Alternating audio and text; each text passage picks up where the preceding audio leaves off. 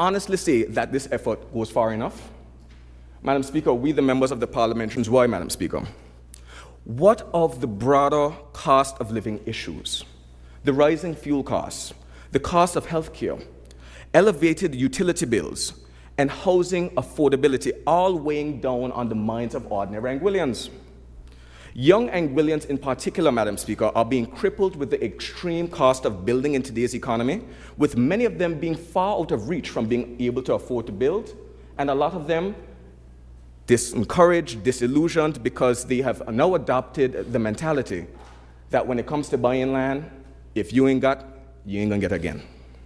Madam Speaker, the true Anguillian dream has always been over the years to own a piece of the rock and to be proud to build your own home for you and your family.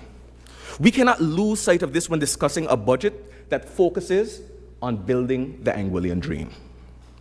We must tackle these cost of living measures not merely through ad hoc relief measures, but through intentional and planned structural adjustments, diversifying our energy sources, enforcing competition laws to keep prices fair, and examining wage policies to ensure the gains of our economic growth trickle down to each and every family. Madam Speaker, speaking about wages, the Honorable Minister of Home Affairs was able to accomplish, again something we congratulated him for, the enactment of a minimum wage by building on the foundation that was laid by the previous leader of the opposition.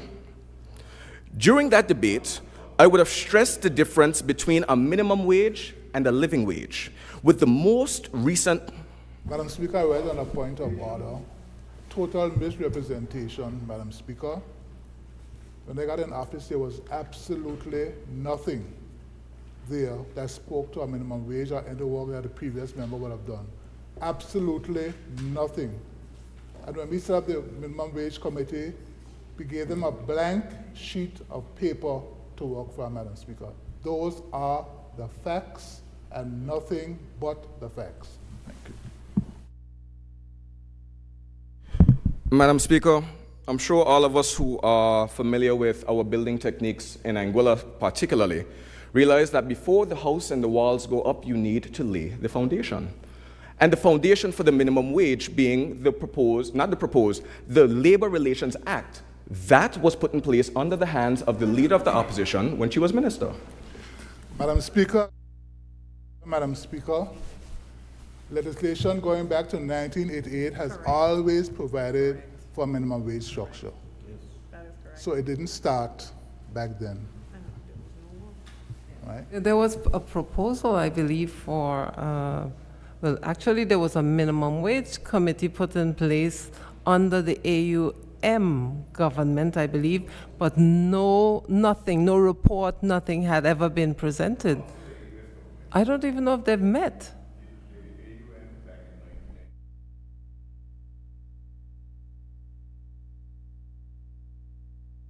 Again, under Walcott Richardson when he was the Minister of Home Affairs. So there have always been minimum wage committees over the past 20 years. Okay, taken, granted.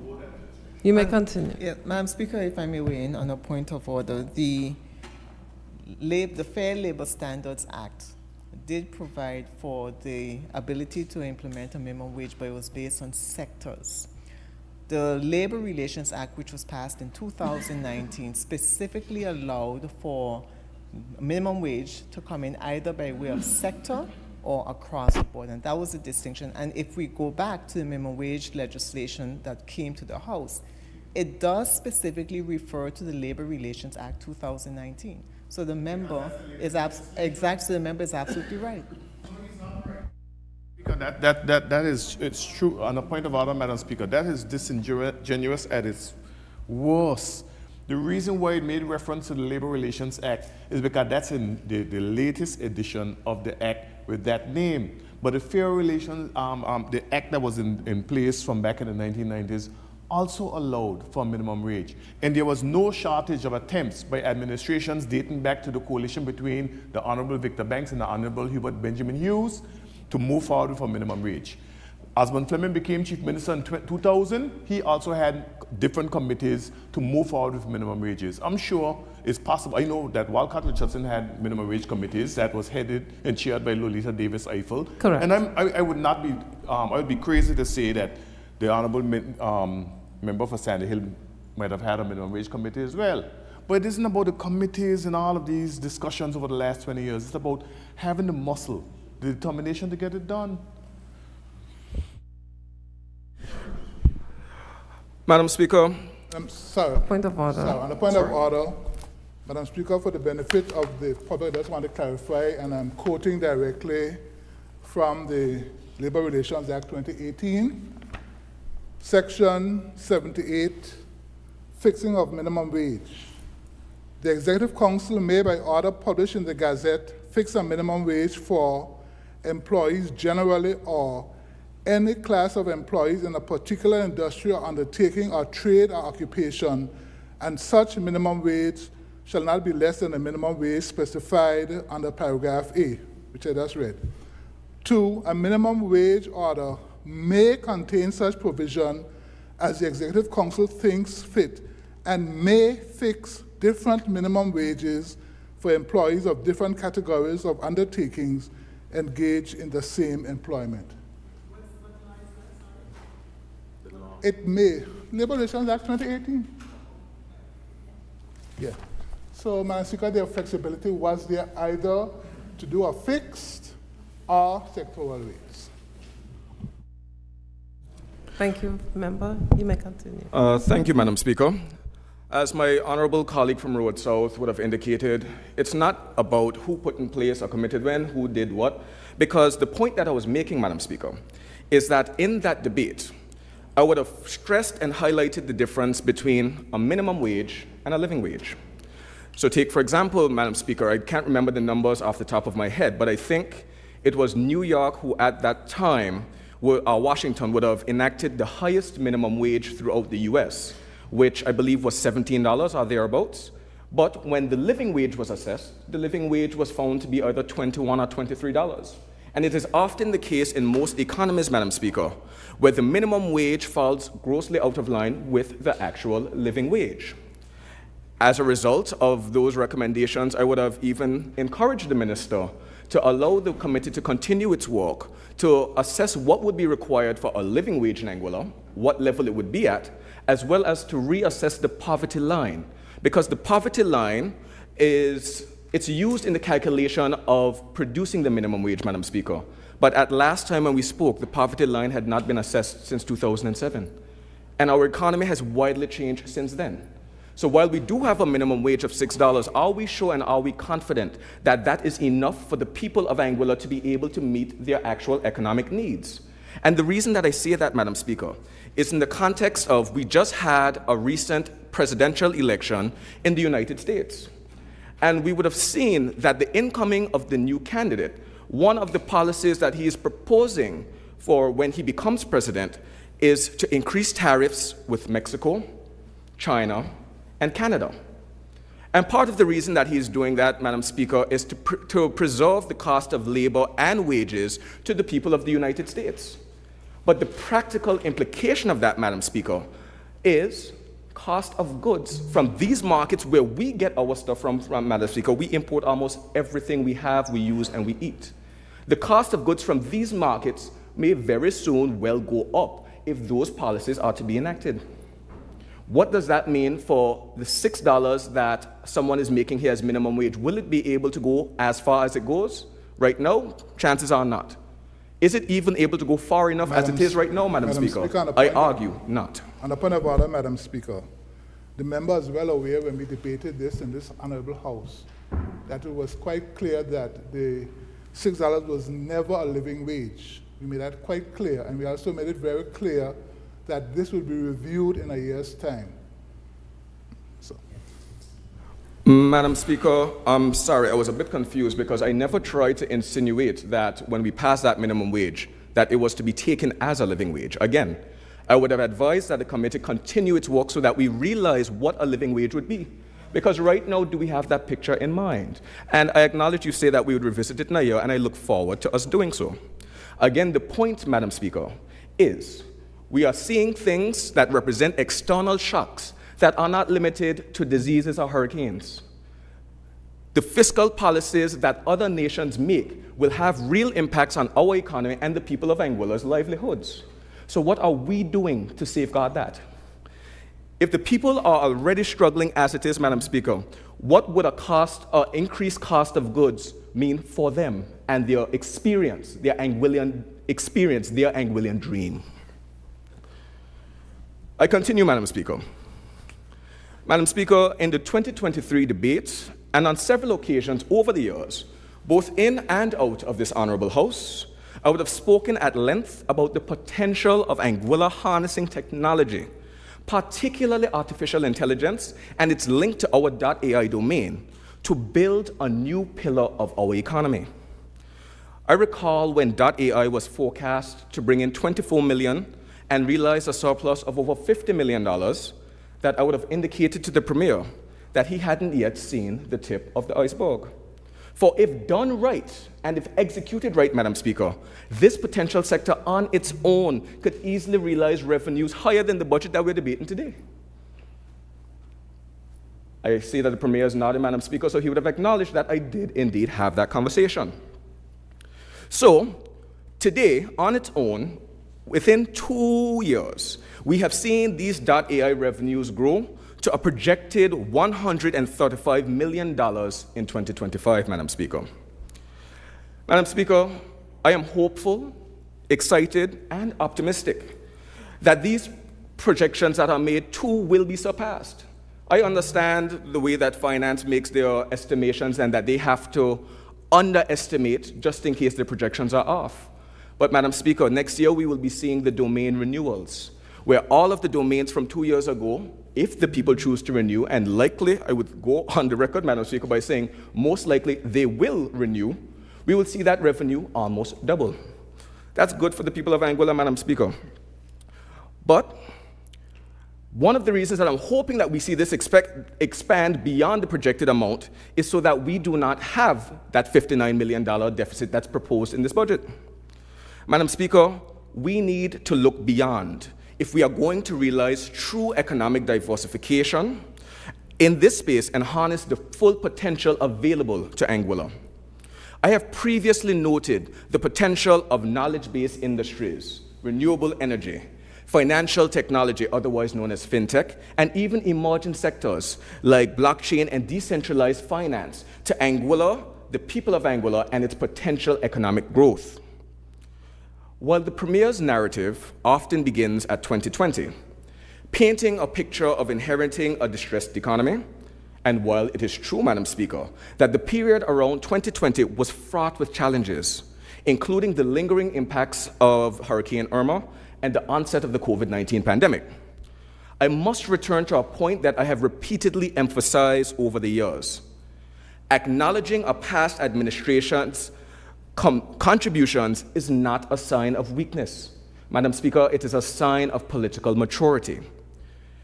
The fact that this current administration can now boast about strong tourism growth, an improved fiscal position, and robust infrastructural development is partly due to the continuity of effort and the cumulative effect of policies over time.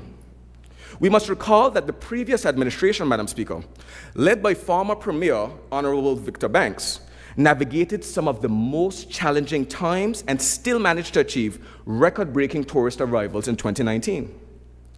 Governance, and I dare say politics, Madam Speaker, should not be a game of I built this, you destroyed that. During Mr. Banks' time of leadership, useful foundations and frameworks were established. The Special Economic Zone and the Anguilla Utility Token Offering Act of 2019 being two prime examples.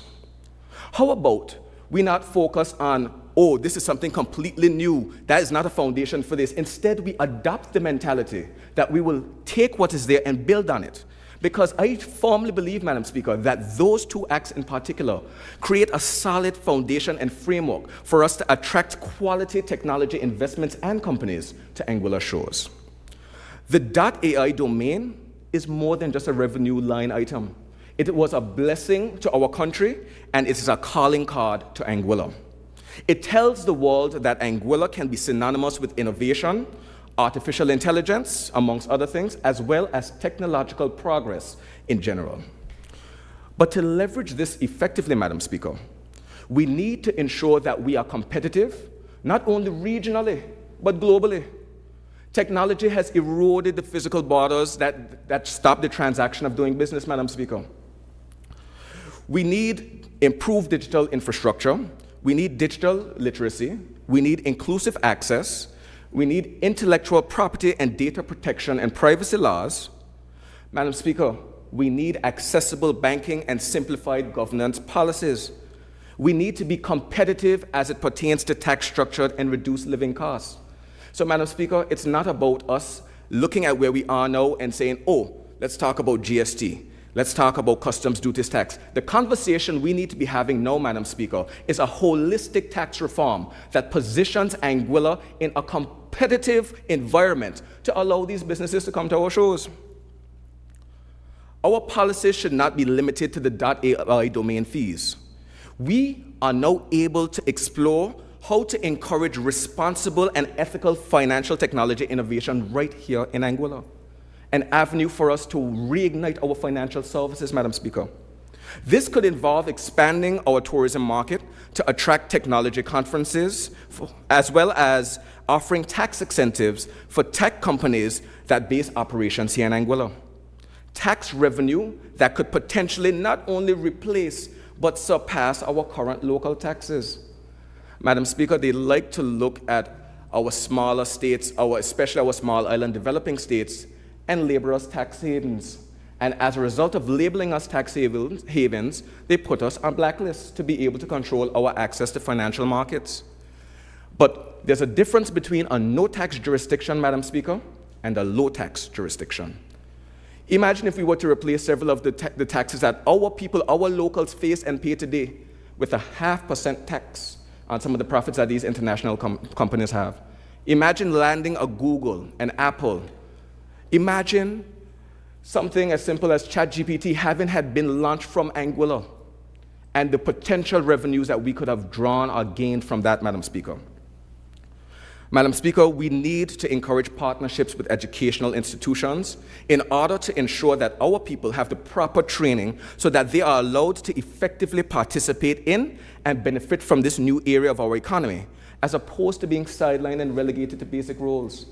Madam Speaker, I know that we will hear more about the establishment of this National Development Fund, and it is welcomed, Madam Speaker. I never really liked the idea of the consolidated fund and this black hole of all the country's revenues being put in one place with no clear establishment as to where it would be directed.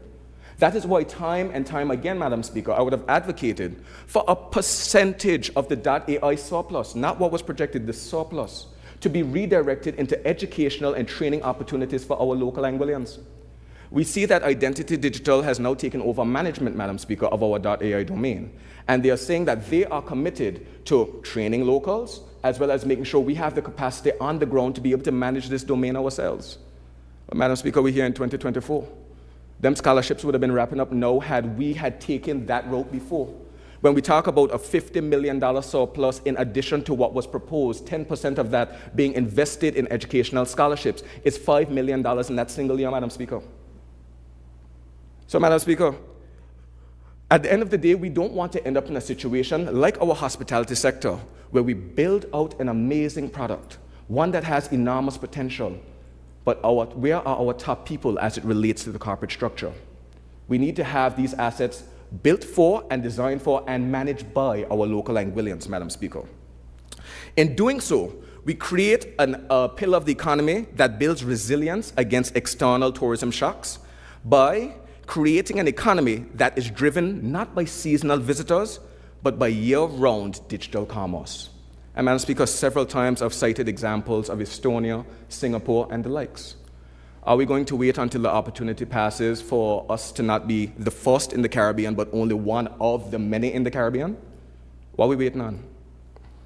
Madam Speaker, companies are not going to move to Anguilla to face high costs of doing business. So if we are serious about creating this new sector and pillar of our economy, we first need to focus on how our local businesses are doing. What is the environment for doing business in Anguilla at this time? And Madam Speaker, when I go around, I discuss with my constituents and I hear their cries. Small and medium enterprises, they're strapped for cash. They're finding it difficult to operate as well as to make ends meet. Some of them just find it easier, Madam Speaker, to say they're closing their doors until things get better, because really and truly, it's not making sense. According to my honorable colleague across the aisle, the Matty Matson. Madam Speaker, the health of an economy is largely dependent on the health of its private sector, as well as the health of its small and medium enterprises. Madam Speaker, and my fellow Anguillians, we have come a long way. Together we have navigated banking crises, hurricanes, pandemics, and global economic storms. We still don't know what is to come, Madam Speaker. We have enjoyed moments of recent growth, as well as overcome moments of profound uncertainty. Now that we stand at this pivotal moment, equipped with the lessons learned and the opportunities ahead, Madam Speaker, the question really and truly is, what are we going to do with it? Are we going to maximize the full potential of what lies before us and create an Anguilla, an economy that enables Anguillians to actively participate and benefit through the true potential? Or are we going to drop the ball and let the wave pass, Madam Speaker? Madam Speaker, I have shared some of the vision that I and my team have for Anguilla as we are actively working on plans to make them a reality. In 2025, the people of Anguilla will have the opportunity to decide whether they are currently living or even close to living their Anguillian dream. Or will you elect the leaders who will focus on ensuring that you, the people, are able to realize that dream, to participate in that dream, to benefit for that dream not only today, but for generations to come?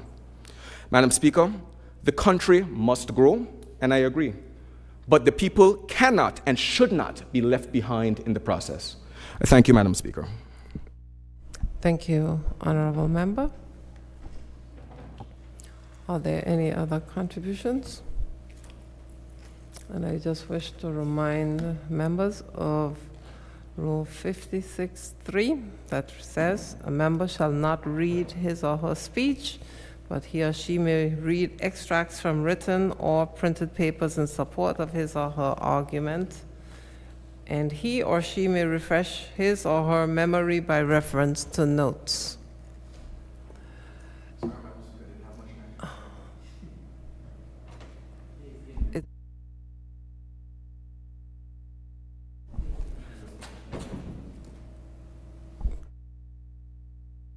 Okay, are there any other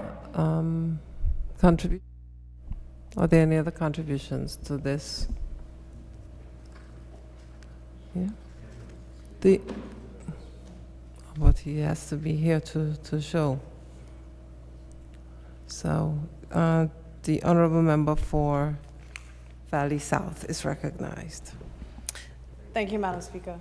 Madam Speaker, we are here today to give our contributions to this budget address that the Premier has aptly titled Building the Anguillian Dream, Progress for Today, Hope for Generations.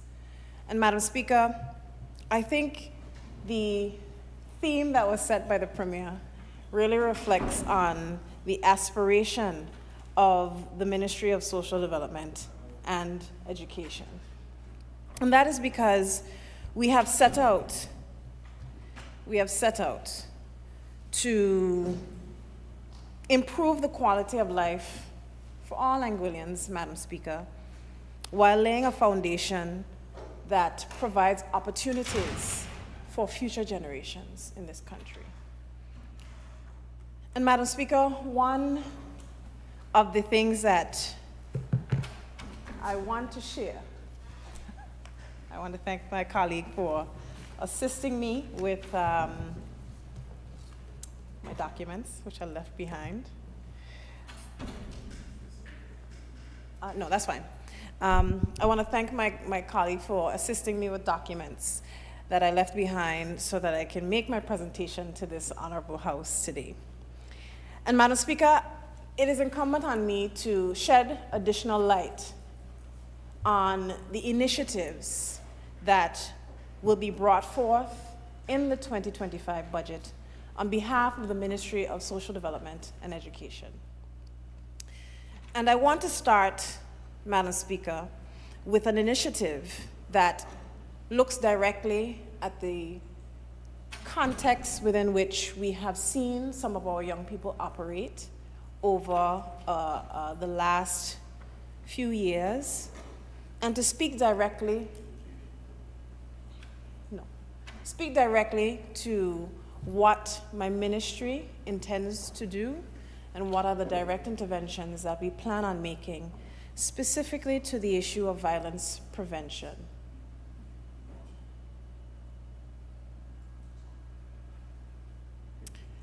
Madam Speaker, I have consistently been asked, what does and what has the Ministry of Social Development ever done in the past in relationship to violence prevention? I've been asked this many times. We know that violence is not a new phenomenon in this country. We know that for a fact. But that does not mean that we are not touched by the realities of violence in our country.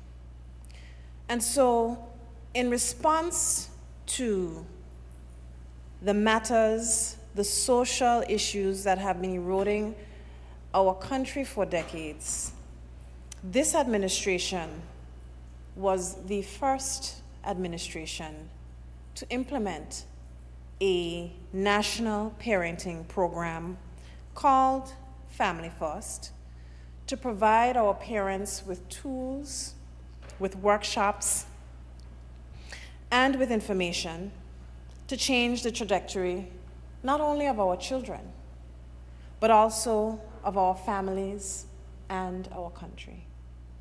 The first. And, Madam Speaker, we did not stop there. We also, in this 2025 budget, have set out an aggressive anti-violence campaign which goes at the grassroots to enhance long-term community safety, addressing the root causes of violence in our community to ensure that conflict resolution becomes a cultural value in Anguilla. And Madam Speaker, I find it necessary to say that because while we have talked ad nauseum about the need to implement programs of this nature, and I can tell you, and I remember this personally, Madam Speaker, because when I was in high school, not too long ago, as the Leader of Opposition likes to remind the people of Anguilla, we had probably one of the biggest periods of school violence. One of the biggest periods of school violence. That would have been in 2012.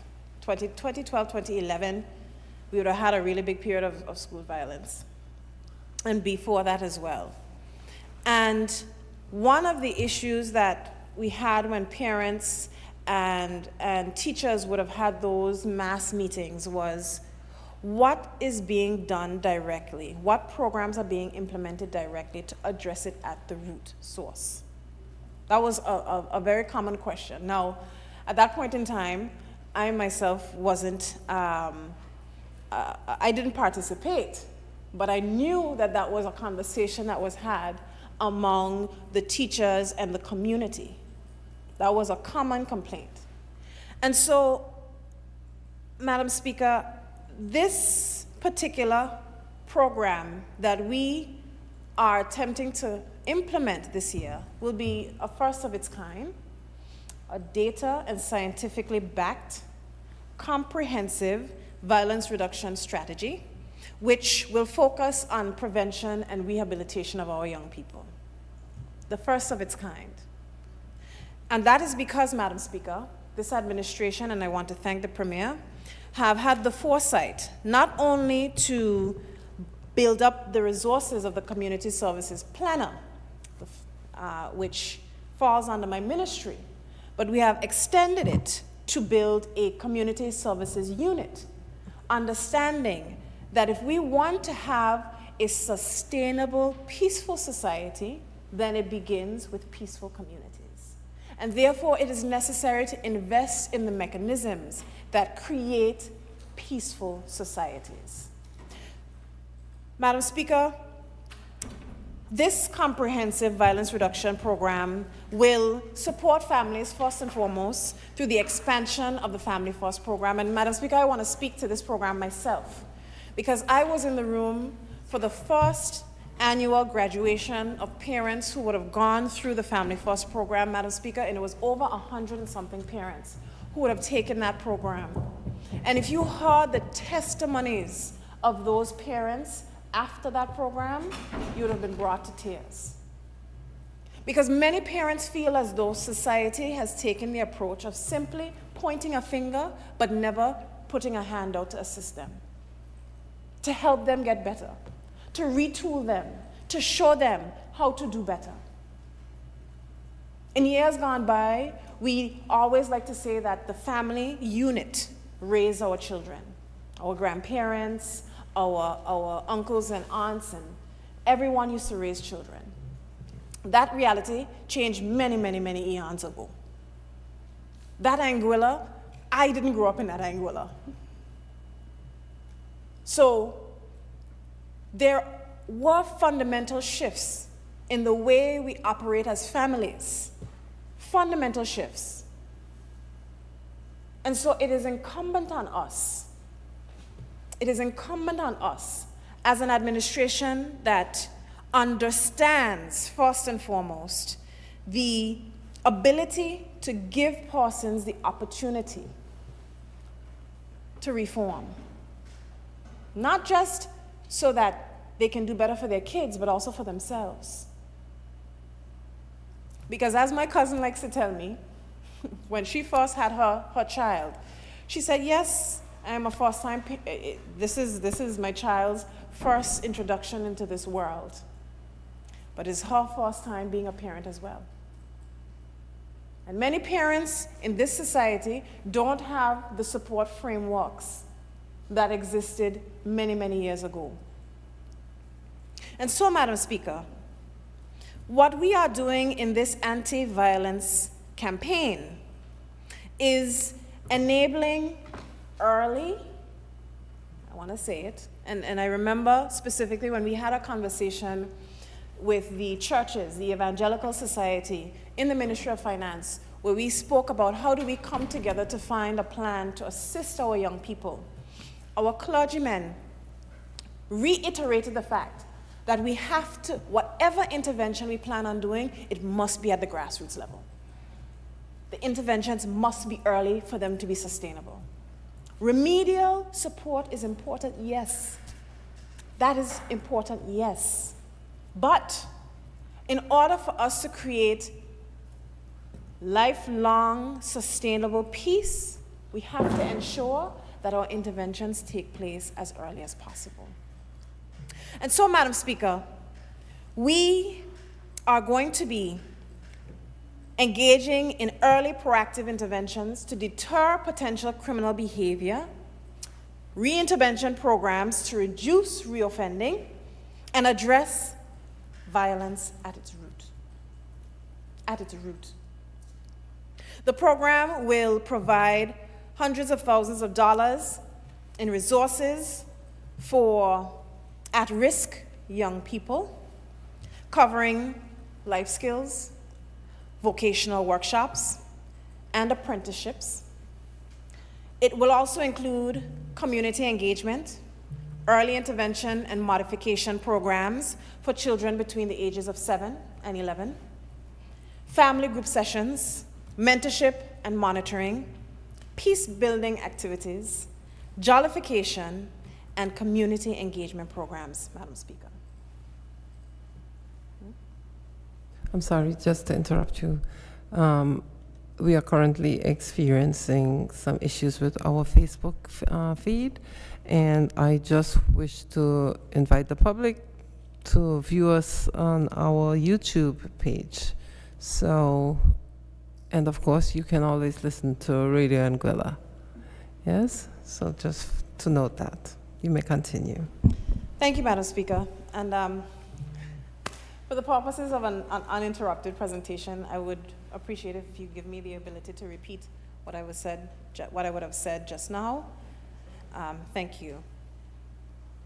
Madam Speaker, this comprehensive anti-violence reduction strategy, which the government of Anguilla will embark on in 2025, is focused on proactive early intervention mechanisms, rehabilitation by supporting families, expanding our Family First program, enabling early interventions to deter potential criminal behavior, by providing hundreds of thousands of resources for our at-risk young people to cover life skills, vocational workshops, apprenticeships, community engagement, early intervention and modification programs for children between the ages of 7 and 11. And as I said, early intervention is the hallmark of this aggressive violence reduction program.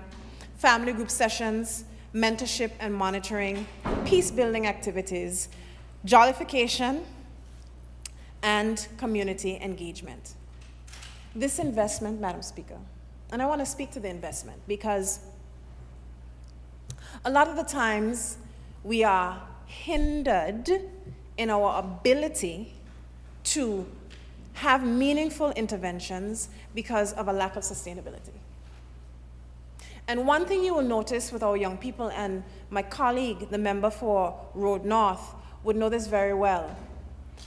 When we set up mentorship programs in Anguilla, when we say we want to build our young men, one of the things that discourages them from these processes is lack of consistency.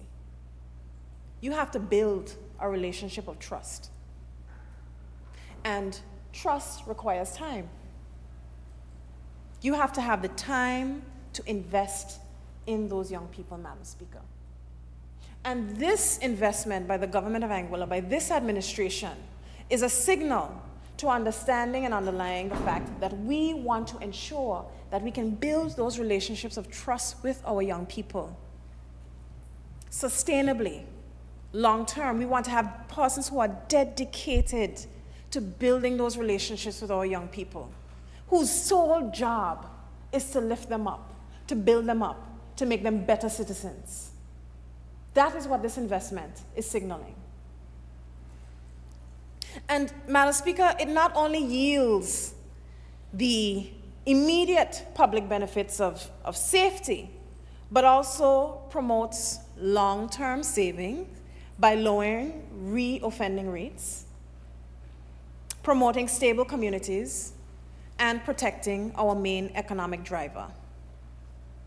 Now, most people would see and hear, and you'd see things on pages, Facebook pages in Anguilla talking about what is happening in Anguilla and what's the impact about it on our tourism product, which is a reality, Madam Speaker. But my concern is, what is the impact on us as a people? And first and foremost in this strategy is us as a people. Our communities and how we engage with them. And so we are attempting to embed anti-violence principles in our community cultures. That's our objective. That is our objective. And this request represents a strategic investment in Anguilla's future, aligning with supporting young people through early intervention, promoting social cohesion, and fostering a resilient and peaceful society. Peaceful society. So, Madam Speaker, another prong of my ministry's social protection and comprehensive peace-building approaches is the introduction in 2025 of a Rehabilitation of Offenders Act. So what does this Rehabilitation of Offenders Act do? This act, essentially, will ensure that persons who in their youth may have engaged in violent behaviors or antisocial behaviors, that there is a rehabilitation arm so that they can be properly reintegrated into Anguillian society. Going further than that, Madam Speaker, this legislation will allow for the expungement of records for persons with non-violent offenses. And I want to say that again, Madam Speaker. This legislation will allow for the expungement of records for non-violent offenses. And Madam Speaker, this is a continuation of my ministry's very clear social justice reforms that we have enacted since I would have gotten into office. In 2021, July 2021, my ministry would have passed in this honorable house the Child Justice Act, a piece of legislation focused first and foremost on rehabilitation and diversion. What does that act mean? What did that act signify? That persons under the age of 18, children, who would have non-violent offenses would be eligible. Those records would be sealed. Why, Madam Speaker? Because the essential point is that we want our young people to be able to engage positively within our society. We want our young people to be able to have a chance to engage, rather than sitting on the outskirts of our society, looking in, or been forced to engage in antisocial behavior in order to make a living. That is why we have set out on this social justice reform agenda within my ministry. So when you see me move forward with things like decriminalization, it is not a standalone measure, Madam Speaker. It forms a part of our comprehensive strategy for dealing with social justice issues in Anguilla. And yes, Madam Speaker, I did campaign on decriminalization. I did campaign on decriminalization. And yes, we are now at the point, we have now effectively decriminalized cannabis. And of course, there's a lot of talk. There's a lot of talk. But you know, my mother always told me, dogs bark at moving cars. They don't bark at parked cars. And we must move, Madam Speaker. My point is we must move. We have a country to build. We must move. These changes, these requests are not new. We've said it time and time again. The dreams and aspirations of this country, the things that are stated on record and elsewhere, they are not new. The building of the Valley Main Road is not a new investment. It's not a new idea. The airport development is not a new idea. Decriminalization is not a new idea. None of these things are new. But it takes an administration with political will to make them a reality. That's what it takes. That's what it takes. And so, Madam Speaker,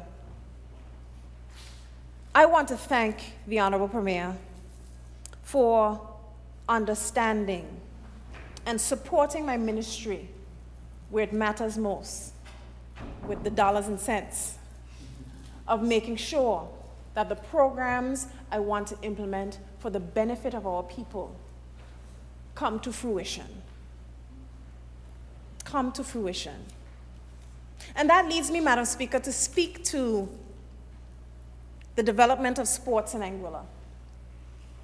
Thank you. I got a little treat from the, from the Premier while I was speaking.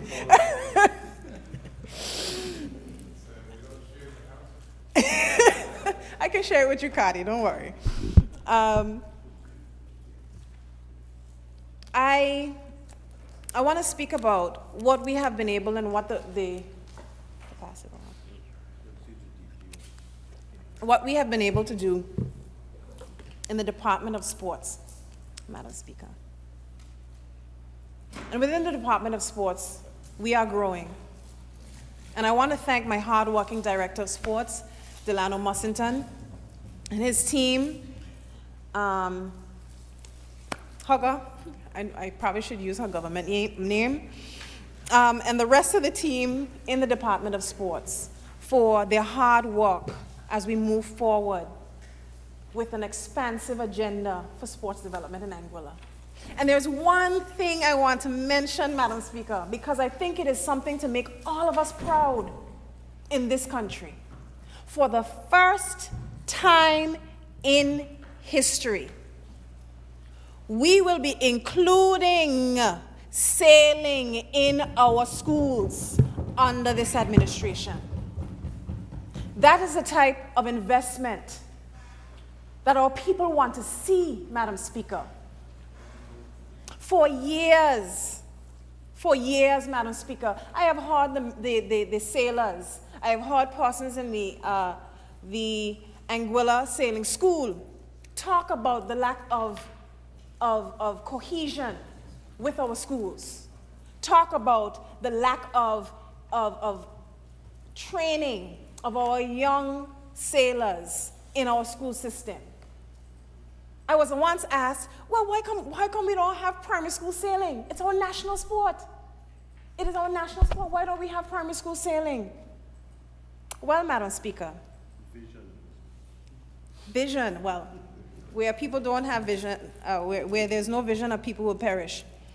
And Madam Speaker, the vision of this administration is going to lead to sailing in our schools. Our support with the Anguilla Sailing School will provide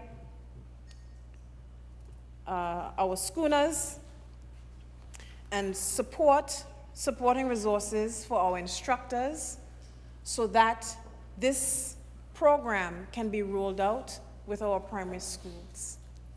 And I'm very, very, very proud. This is a very proud moment for me, someone who didn't even know about sailing in school.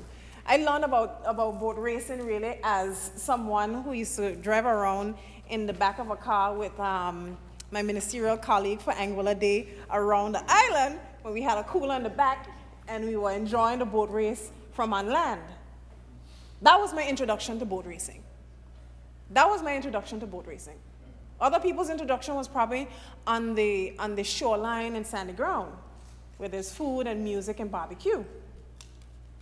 But there are a lot of children, Madam Speaker, who, unless they come from fishing villages or close to the seaside, have no engagement with sailing whatsoever. It's our national sport, you know. But there are entire villages who are disconnected from our national sport. I can sit in this house and hear the Honorable Premier and the Honorable Member for West End dig, and the Honorable Member for Road North throw digs at each other about who has the fastest boat in which community.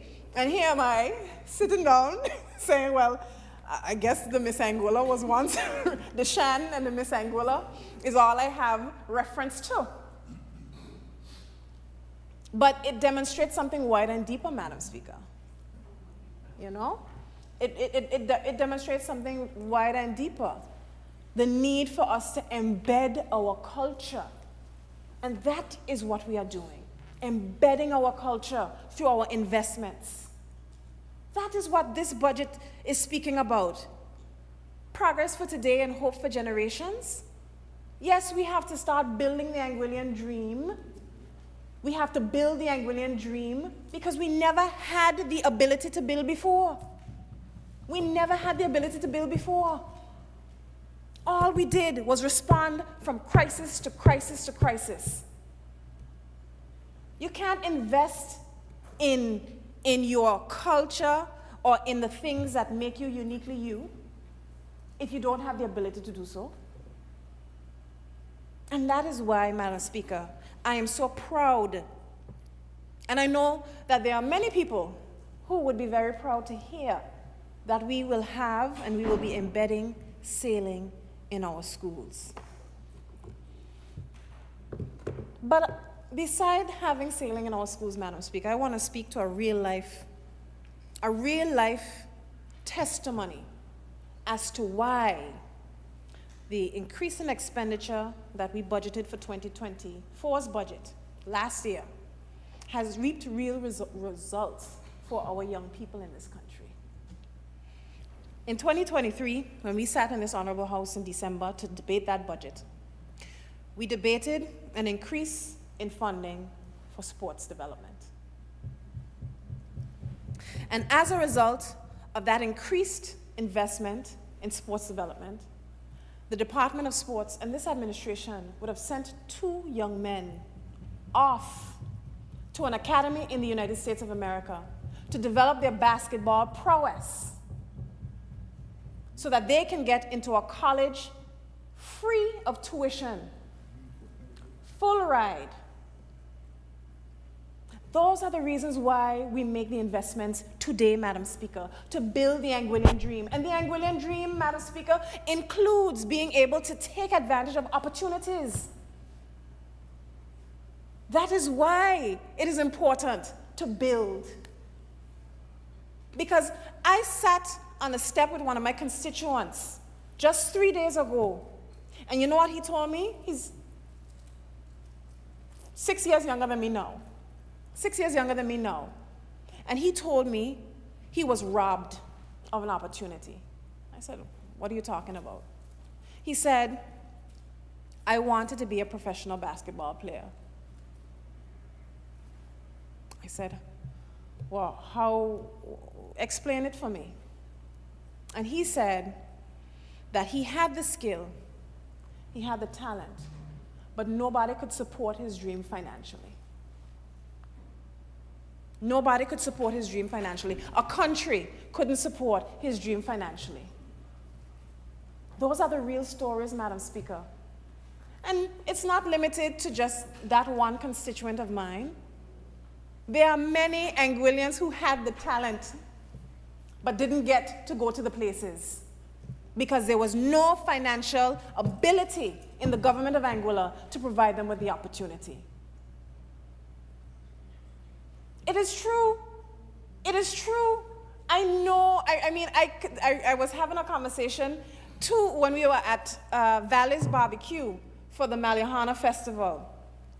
And we were having the conversation about the fact that there are so many people who had such exceptional talent back in the day, they would have been superstars.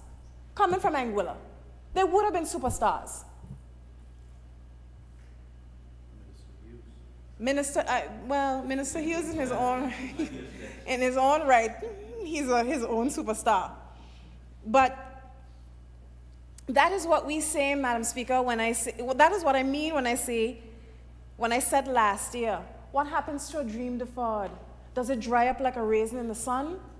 I did that with Annika in 5th form in 2010. 2010. I was studying fences. And that was an opening poem. What happens to a dream deferred? And again, it seems that there is, in some parts, the desire for our story to be a country with deferred dreams. That's what it feels like. There is no country, there is no individual who has been able to achieve, to aspire without sacrifice. Not one. Not one. Because you know what? A lot of people say you only dream, you only aspire when you believe in people. You only make sacrifices when you have belief. And I believe in the people of Anguilla. I believe in their dreams, Madam Speaker. And so I don't take the responsibility of sitting in government very lightly. It is a responsibility to account for the dreams deferred. How many of our leaders have dreamed about airport expansion? How many of our leaders have dreamed about airport expansion? I ask this question all the time, you know. But I ask the question specifically because if for 40 and 50 years we have had the dream of airport expansion, how dare you ask me, what is the rush? What is the rush in making sure that this dream is fulfilled? How dare you?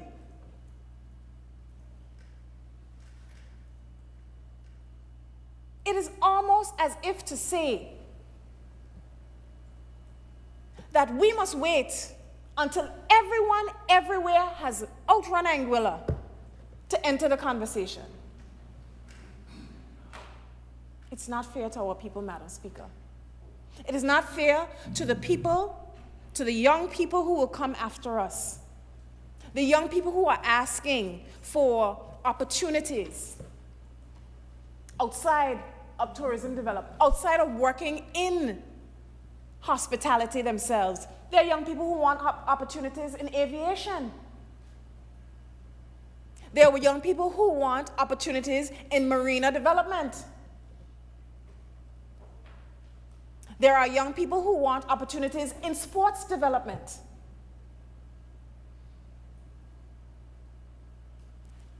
And the question is, what should a government's response be to those dreams deferred?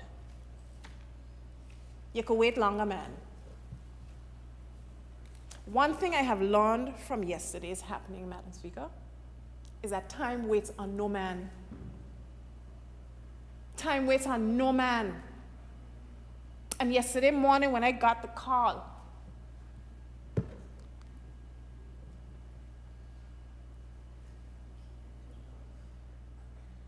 why put off to tomorrow what you can do today for your country? And that is something I know Mr. Gomes would have lived by. And we have an obligation to those people who have built this country to see to it that we do it responsibly, that we do it even when it's hard, that we do it even when we're down, that we do it even when it's difficult. But as my colleague says, now is for the doing.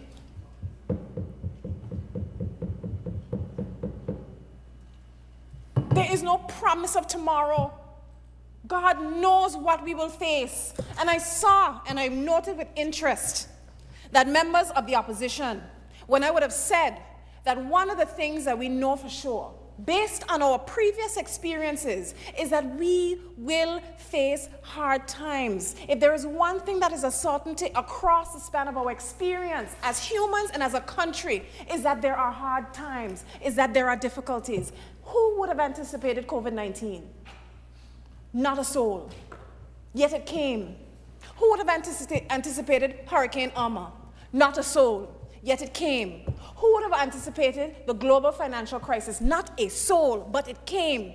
Who would have anticipated that our 2 indigenous banks would have collapsed? Not a soul, but they collapsed. So tell me, what is the trend? Unexpected shocks. That is the trend. That is the trend. And therefore, there is an obligation when we can to do it. Whenever we can to do it. Time waits on no man or woman in this case.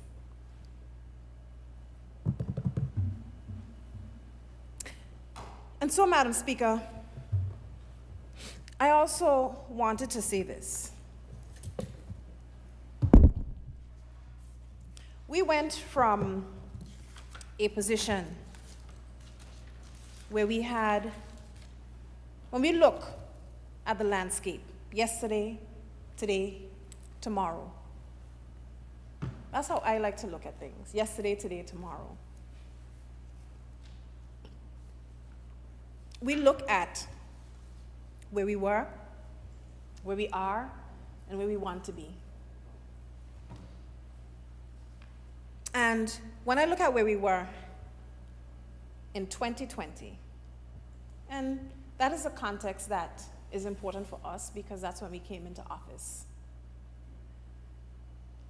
We had 1 day of reserves. 1 day of reserves. And we talked about it. The member for Road North spoke about it. And I want to speak to it. Because I want to make it real for the people of Anguilla what 1 day of reserves actually means. 1 day of reserves means that if action wasn't taken, your country was on the brink of economic collapse. You know what economic collapse signifies? You cannot pay for basic public goods and services. You cannot pay your doctors who provide life-saving healthcare treatments to your people. You cannot pay your teachers who teach your students. You cannot pay your security services who secure your borders, your island. You cannot pay for medical treatment overseas. $5 million. 5 to 7. It goes up every year. Imagine, Madam Speaker, the response. If someone came and said, I have an urgent medical need with 1 day reserves, you do nothing. You face economic collapse. You don't have $5 million. You don't have any money to respond to that person's health needs. What happens then? Do you put up your hands and say, well, can't be helped, the country's broke, so whoever I gotta say no to, I say no to. You say no to somebody in the face of a medical crisis. Yeah. Sorry, you had something to say?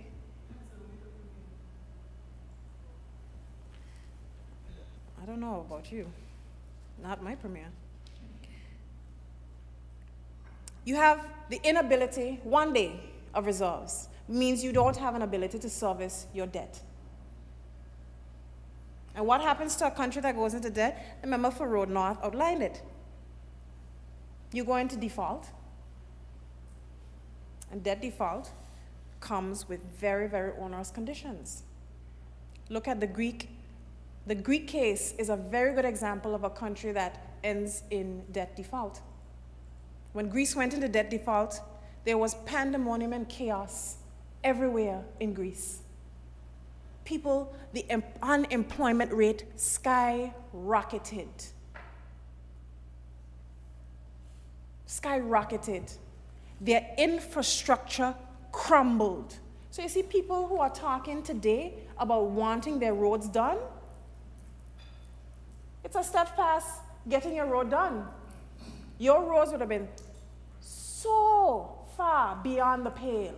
It wouldn't have been a conversation. 1 day. 1 day.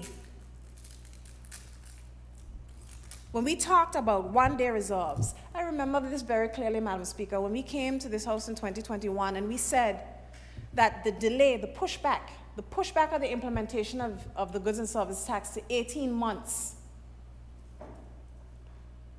would result in a reduction in expenditure for training. Do you recall that day, Madam Speaker? Do you recall that conversation that was had? The other side of what this decision would mean? Yet, hear them out go on radio oh, there's no investment in training and scholarships. Well, 2 + 2 = 4. How are you going to pay for scholarships? How do you pay for scholarships, Madam Speaker? On hopes, wishes, and prayers?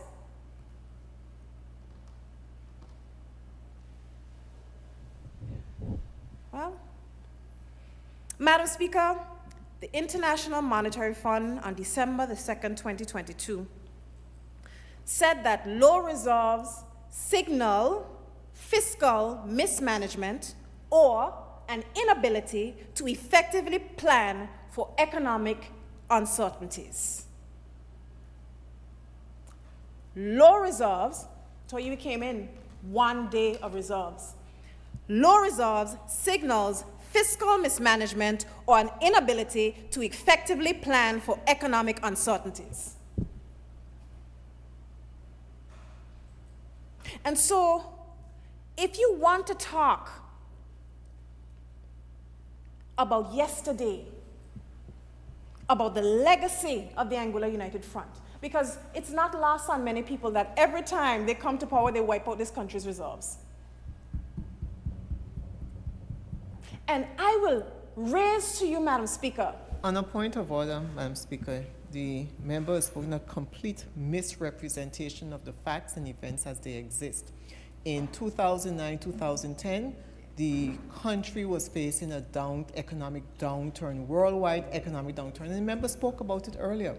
In 2020, when this government took office, was in the face of COVID-19, where the borders were closed, the country was closed, the hotels were closed, and the government had to rely on what was existing at the time to be able to provide for the government needs. So it's a misrepresentation. I will ask the member to withdraw that statement. Madam Speaker, I'm not withdrawing my statement. So you can, my statement stands. If you don't have reserves, you don't have reserves. If you came into reserves and you don't have reserves, you don't have Madam Speaker, reserves. That's what the record shows, that there were no reserves. So that's the Anguilla record, that there were no reserves. Madam Speaker, the member imputed improper motive for the previous Anguilla United Front administrations by suggesting that there was mismanagement of funds. She specifically stated, not suggested, that there was mismanagement of funds in the face of a worldwide economic downturn and COVID-19, and it's a misrepresentation to the people of Anguilla. And I will ask that she withdraw the statement. Of course, from the opposition, we don't expect any different I outcome didn't from gather, member, that that it was linked. They were but that's exactly completely- what she did they were- say it. I And didn't the people gather are that they listening, were ma'am. linked. So, Madam Speaker, the question that is raised is, if you come into office in 2015 with $33 million in reserves, and by the end of the year you have no reserves, does that not mean that the reserves were used? Okay, so the question, then to go further, when I spoke about low reserves being a signal of fiscal mismanagement, that was a statement of the International On Monetary a Fund. point of order, You Madam made that Speaker. clear. The Yeah. statement from the International Monetary Fund, I would ask that that statement be made public. My recollection, she said it was in 2022 when this government was in power.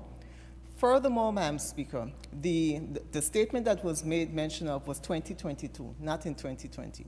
Furthermore, Madam Speaker, when the Anguilla United Front took office, if there were reserves, it was done in the face of having a banking resolution sitting there for 2 years that had to be resolved. So it's a misrepresentation to suggest that there was money and it was just misspent. And both members will well know that it's as a result of failure to pay bank loans is the reason why the banks had to be resolved.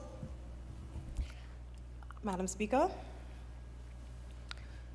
the International Monetary Fund on December 2nd, 2022 states, low reserves signals fiscal mismanagement or an inability to effectively plan for economic uncertainties.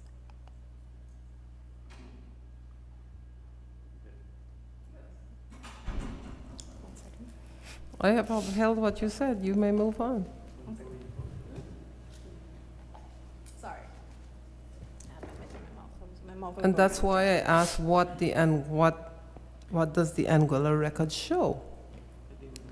There were no reserves. 2015, 2016, nothing was happening, there were no reserves. The point remains. It is a statistical piece of data, Madam Speaker. You know why it is a statistical piece of data? If it is the case that a country does not have or has not been able to maintain reserves, it goes back to the question of an inability to effectively plan for economic uncertainties. So if it is signaling to you there's an inability to effectively plan for economic uncertainties, then it means that whoever is the administration at the time, instead of saying, well, you know what, the likelihood is that nations will face economic uncertainties, and therefore we have to take decisions to safeguard and ensure that we can respond to those economic uncertainties. And I will tell you, and this is what I wanted to say, this is what I wanted to raise to you, that we were in the position of that mandatory GST as a result of the Anguilla United Front not having reserves in 2020. Madam Speaker, if we had reserves in 2020, if we had reserves, or 2019, or 2018, or 2017, or 2016, this country would have not needed to implement new tax measures. Why? Because it would have signaled that there is enough buoyancy. There is enough buoyancy by the fact that the government has planned by virtue of having reserves, maintaining reserves. If there's a shock, you know, a shock like COVID-19, where you are not reduced to having to accept conditions set down from a memorandum of understanding with the United Kingdom government, which I want to point out a very ironic thing about the Anguilla United Front, when they talk about transparency. That MOU for the grant relief funding was leaked. They didn't come to the people of Anguilla with it, it was leaked. So when you want to talk about transparency, you talk about that. You want to talk about transparency, speak about the Sandy Ground Marina, which was also something that came to the public, not by virtue of the government of Anguilla, the Anguilla United Front government saying to the people of Anguilla, this is a project that we want to embark on. This is something that people raised the flag on and then came forward. Talk about, if you want to talk about transparency, talk about those things. Talk about all of those matters that instead of them being an administration which have traditionally been labeled, and I mean it's true, as non-transparent, this administration has bi-weekly press conferences updating the people of Anguilla on the state of the country. Bi-weekly. The affairs of this Honorable House of Assembly are televised for all to see. There is no secrecy. So, Madam Speaker, we go back. Low reserves signals fiscal mismanagement or an inability to effectively plan for economic uncertainties. IMF, December 2nd, 2022. There's also a supporting article from PEW on June 10th, 2021 about how to detect fiscal distress in local governments. PEW Trust. That's June 10th, 2021. Detecting fiscal distress. So, Madam Speaker, and I bring all of this to the light because I have heard time and time again the persons across the aisle who are auditioning to become responsible for the country's affairs, damning this administration for amassing reserves. And I say, Madam Speaker— On a point of order, Madam Speaker, that statement is totally irresponsible. Totally irresponsible. And it's imputed improper motive, and it's actually wrong. And I would ask the member to withdraw the statement. I just don't understand. There must be a lack of comprehension in this House. Madam Speaker, the single Anguilla electoral district member came in this House and was talking about when we made the announcement of 90 days in reserves, made a specific point on 90 days in reserves, complaining. Sorry, Mr. Kyle Hodge. You said the people don't have 90 days of reserve? The people don't have 90 days of reserves, but the government is amassing 90 days of reserves. That was said in this honorable house. And it was also said in the Anguilla newspaper. So I can admit into evidence both statements if you would allow me to going forward. I will admit them into evidence, Madam Speaker. Thank you. So, going back to say this, Madam Speaker, it serves very important for the record to speak to this matter relating to reserves because, as I said, reserves were part of the context of why we are here today. It is part of the context of why we are here today. And so, Madam Speaker, I want to say that as we move forward on this plan to ensure and strengthen Anguilla's financial footing, fiscal financial footing, and I say that because the Premier has very aptly outlined how we are advancing our FFSD framework guidelines, how we are in compliance with 2 of the 3 borrowing ratios, and how in 2026, the people of Anguilla will be financially independent from the United Kingdom government. In 2026, the people of Anguilla will be financially independent from the United Kingdom government. And you know what that provides, Madam Speaker? If you have a situation where an electricity body is asking for a loan from an independent financial agency and saying they need to be underwritten, then at that point, a government can say, I will consider it. Because at that point, you will have financial independence and the ability to say, I can consider it because I am now in line with my borrowing guidelines and I no longer need to request the United Kingdom government to approve my borrowing decisions. That is financial prudence and fiscal responsibility. Because how do you, as a country in breach of its fiscal and borrowing guidelines, who cannot even borrow for itself, guarantee the borrowing for somebody else? Guarantee the borrowing for somebody else. I want you to think about it like this, Madam Speaker. Ken and I go to borrow a loan. Ken goes for a loan. He wants me to underwrite for him. I am hypothetically in breach of my own loan. How do I underwrite for him? The bank is going to say, I don't trust that you have the ability to pay me back. And therefore, I cannot grant you that loan. And that was the situation that the government of Anguilla found itself in. So it is not a matter of saying that we stopped ANGLEC. That is a misrepresentation and a misunderstanding of government's financial position. And it is not a financial position that was hidden from members of the opposition. Because on multiple occasions, the Ministry of Finance has opened its books to the people of this country, showing where we were, explaining our fiscal borrowing limits and the constraints that this country has. We cannot operate outside of those constraints. And so to suggest otherwise is not only irresponsible, but it is reckless, the same recklessness that they are suggesting of this budget.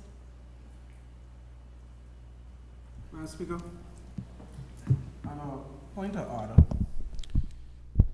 the administration and through the member continues to misrepresent the facts surrounding whether or not ANGLEC, a public company, needed government to underwrite loans. I would like for the member or anybody in the administration to present some facts that shows where Anglic requested government to underwrite or sign or co-sign a loan. It is my understanding that Anglic possesses their own assets, and there's a separate process that Anglic would have to go through as it relates to acquiring a loan from any entity outside of Anguilla. The word blessing was explained in a different meaning today, that I would like to see it in writing, where blessing means that government must underwrite, government must guarantee a loan for Anglic. I want to see that in writing, because my understanding is that Anglic just needed government to align, government's policy to align with the Renewable Energy Initiative. So I want to see something in writing. Madam Speaker, I find it very ironic that the member is asking me for facts while telling me that I am misleading the House. So either he provides the facts to tell me otherwise, because he's not telling me any facts, he's asking me for the facts while telling me he wants to see the facts. So how am I misleading the House? Does he have any information himself to disprove what I'm saying, yes or no? He does not. He does not. And so, Madam Speaker, let me say this. The operations of the Central Development Bank, the Caribbean Development Bank, which are, with the directors, the governors being the premiers of the respective territories, the operations of the Caribbean Development Bank are such that they require such to happen, that they require guarantees to take place, because it is a government-backed financial institution. It is not an independent financial institution. It is not. It is not Barclays Bank. It's not First Caribbean. It is not Republic Bank. It is not a Bank of England. It is the Caribbean Development Bank, which is boarded by members of the respective territories. And that is the way the Caribbean Development Bank operates. And so I would raise to you, through you, Madam Chair, Madam Speaker, to tell the member to go and research the Caribbean Development Bank, to understand its operations, before making statements telling me to provide him with information about how government institutions operate. That was a great explanation, actually. You were saying one of the requirements of the bank is basically to have government's backing. It is a government-backed financial institution. And that's clear. And I will raise it to you, Madam Speaker, because I'll give you an example. The Caribbean Development Bank, the government of Anguilla has had a loan with the Caribbean Development Bank for the Anguilla Community College, which is a statutory body. If the statutory body, which is the Anguilla Community College, was unable to pay back the loan, the responsibility lies with the government of Anguilla. On the point of order, Madam Speaker, the Anguilla Community College is a statutory body. Anglic is a private entity, so the two are not aligned. Furthermore, Madam Speaker, in terms of the CDB, if it is that this government is essentially making the statements, and throughout the day they've been making these allegations that they needed to underwrite from Caribbean Development Bank, I would imagine that there's written communication to that effect. And so if it is the member is making these statements, then she should provide the proof. It's not for the member who is sitting in opposition to go and research, because the member is making the allegations, and so she ought to be able to provide the evidence, as is required by the Speaker on other occasions. Member, if I rise on a point of order and say the member is misleading the House, obviously I have information that disproves what... Right. So it just doesn't make any sense. Please continue, member. Thank you, Madam Speaker. So, Madam Speaker, we speak about these things, and I actually want to change topic and change course for a very specific purpose. It gives me a very good opportunity. Since we touched on this whole thing about the bank, and I've heard the members of opposition speak to the persons who owed the bank. Seeing the list, in fact, her words were, seeing the list of debt, there are 10 debtors who are the reason the banks failed. That was a statement of the leader of the opposition in her earlier presentation. She's seen On a the point list- of order, Madam Speaker, just for clarification, it was the primary reason why the banks ended up under conservatorship. That's my statement. So if she's going to speak, she should quote what I said directly. Thank you, ma'am. I wrote down exactly what she said. She says she's seen the list of debtors. It is 10 debtors who are the reason the bank failed. That was the language she used. I wrote it down as soon as she said it. I didn't pause. Two things come from that statement. One, seen. She's seen it. She has seen it. I have not seen it. I have not seen the list of debtors. And two, there is and I will say it, a very distasteful practice of trying to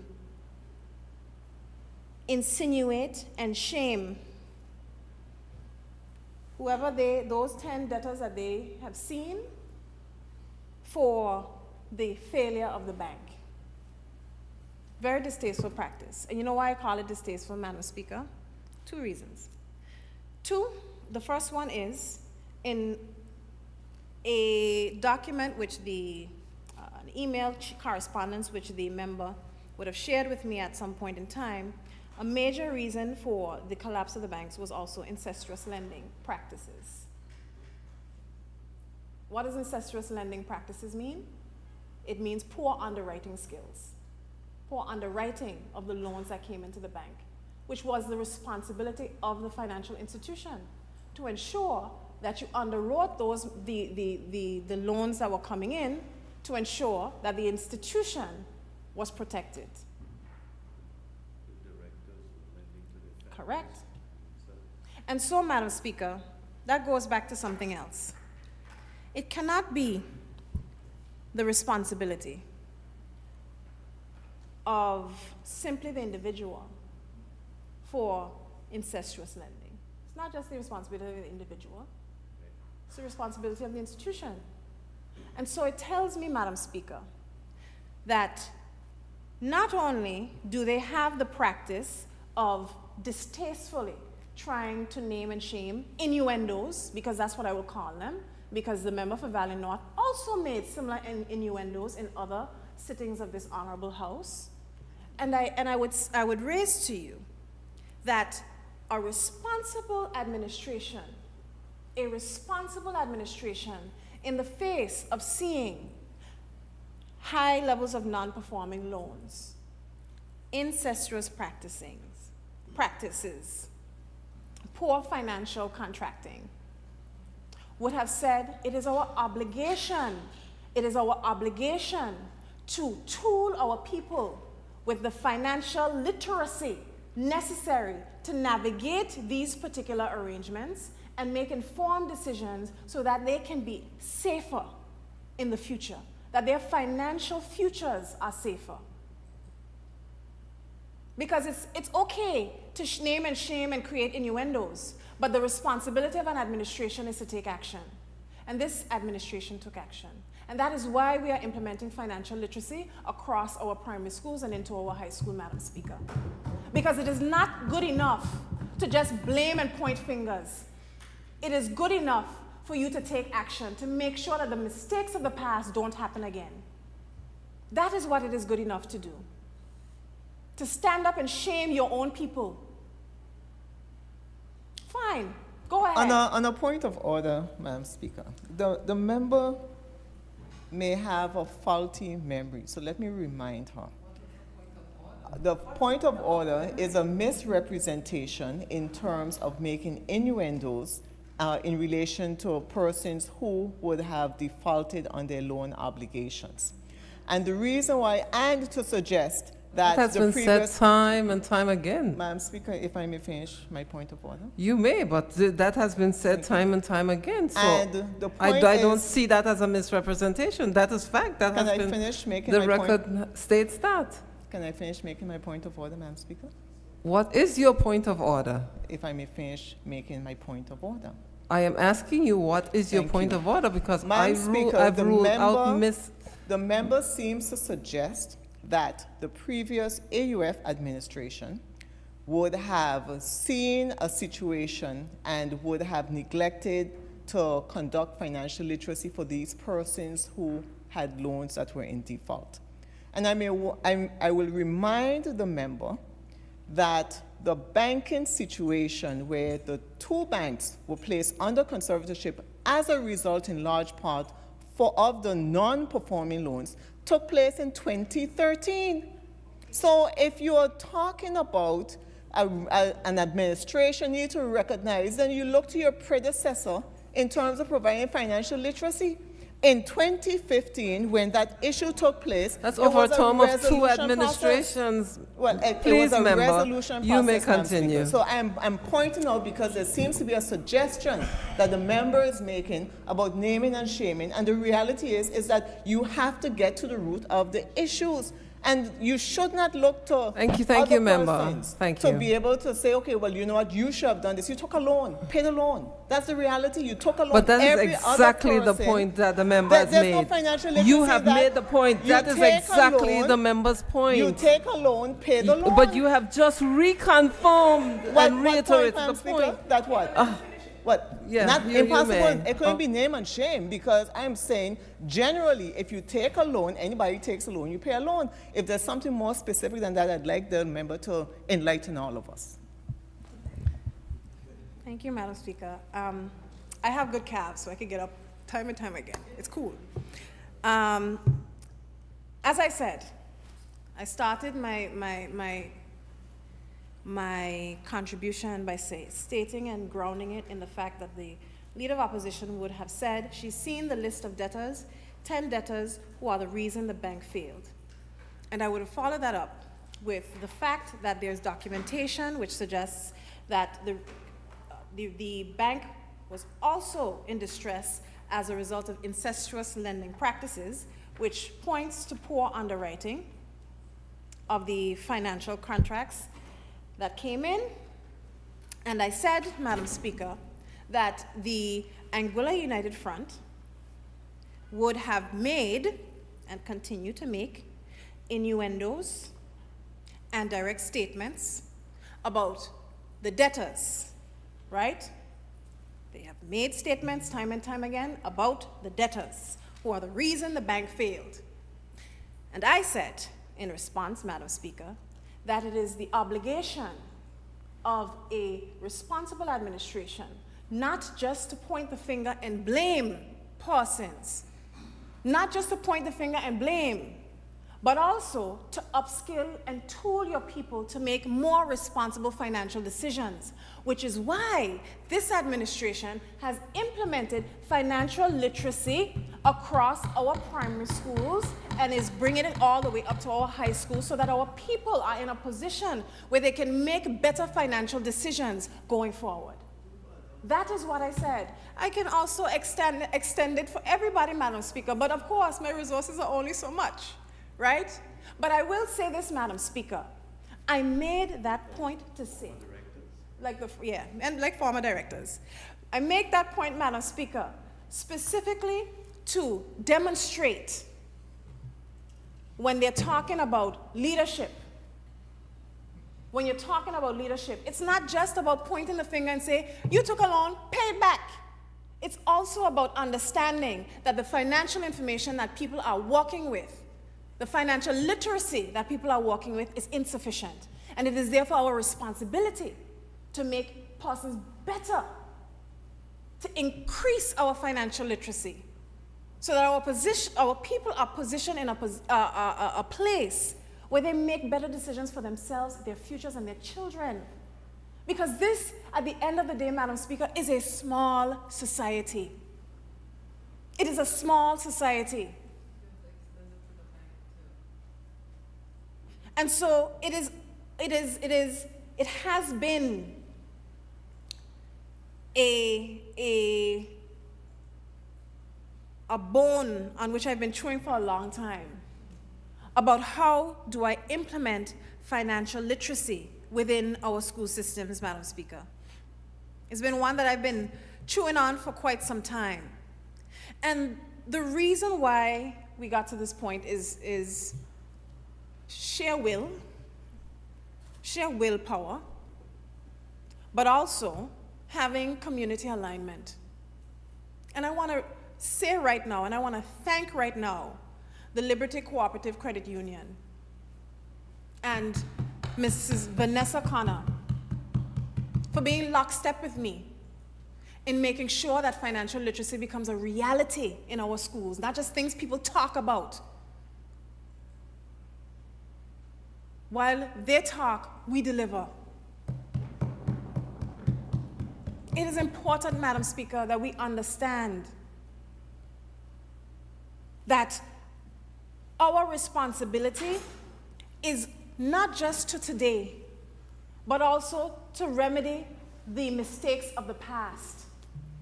It is not just to today, and it is not just to tomorrow. We owe it to our people not to repeat the mistakes of the past. And how do we do that?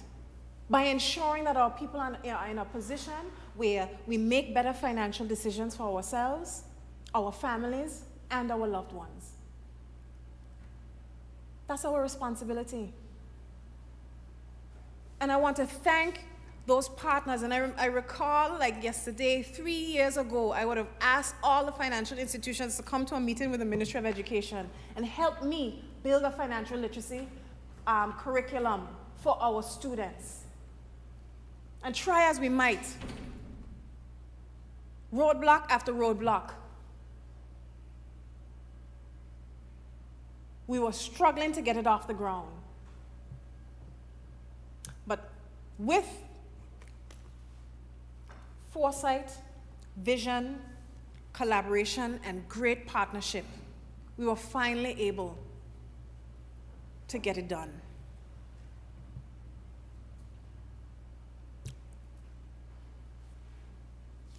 And so, Madam Speaker, I want to take you back to this budget. I want to take you back to this budget. Because when we talk about building the Anguillian dream, hope for today, progress for generations, this is part of the foundation. The foundation is built by building in resilience, financial and fiscal resilience, our infrastructural resilience, our programmatic and developmental resilience, our agricultural resilience, our labor resilience, and our medical resilience. And that, Madam Speaker, is what you see in this budget.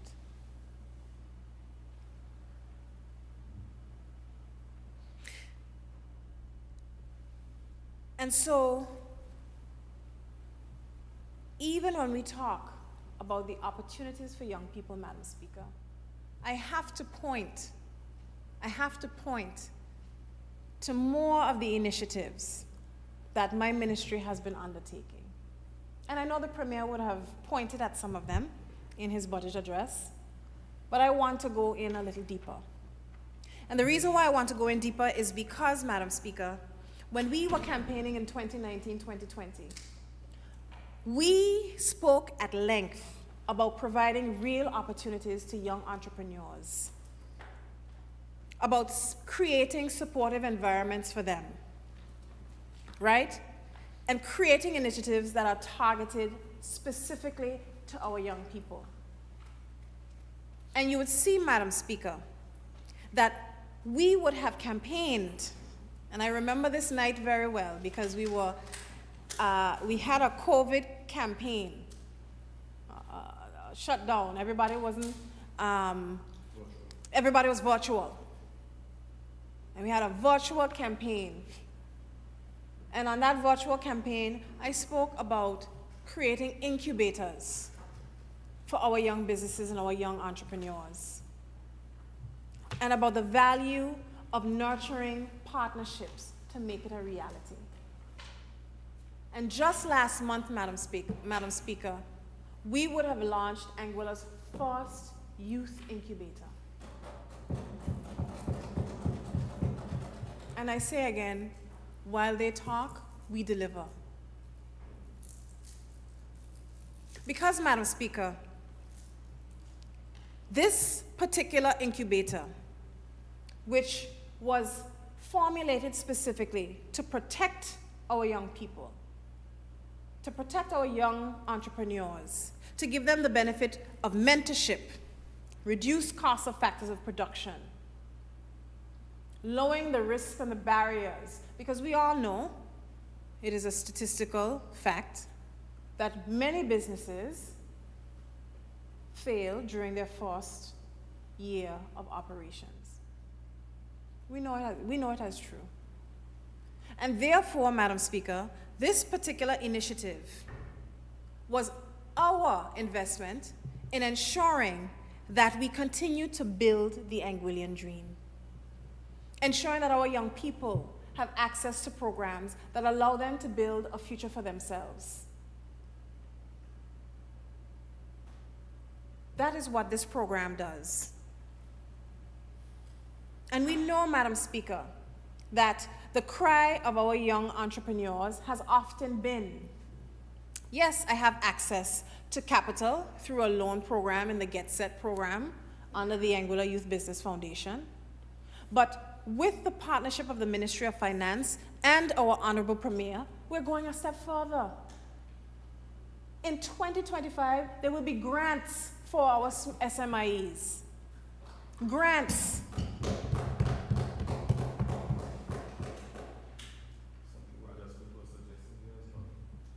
Mr. Smith, there will be grants for small and medium enterprises. Please address the chair. Through you, Chair, to Mr. Rogers. And so, Madam Speaker, I say again, this is the first time in Anguilla's history. Imagine, in 2024, this is the first time in Anguilla's history where grants will be offered to our small and medium-sized businesses. The first time. And so, Madam Speaker, this is why I am so proud of the work that this administration continues to do. That is why I'm proud of it.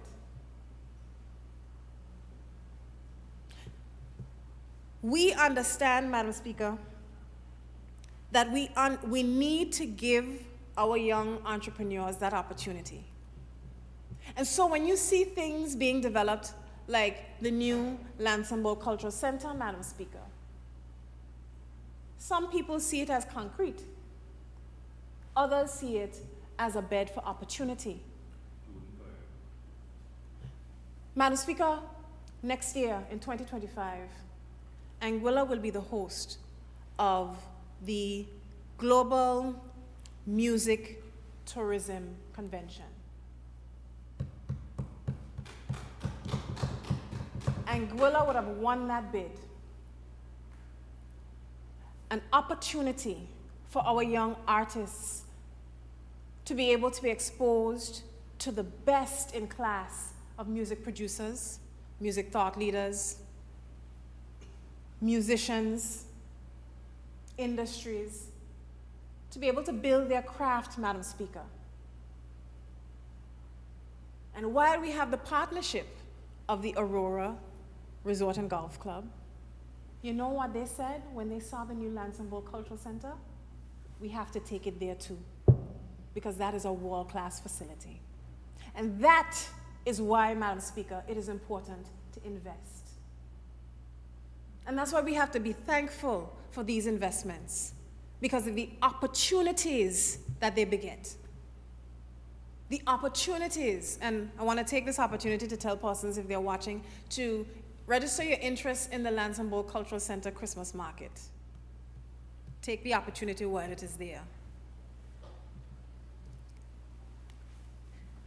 And so I want to thank again the Ministry of Finance for supporting us with that bid to host the World Music Tourism Convention here in Anguilla, which is projected to bring over 2,000 people to our shores, hitting two marks at one time. Well, two birds, one stone. Two birds, one stone.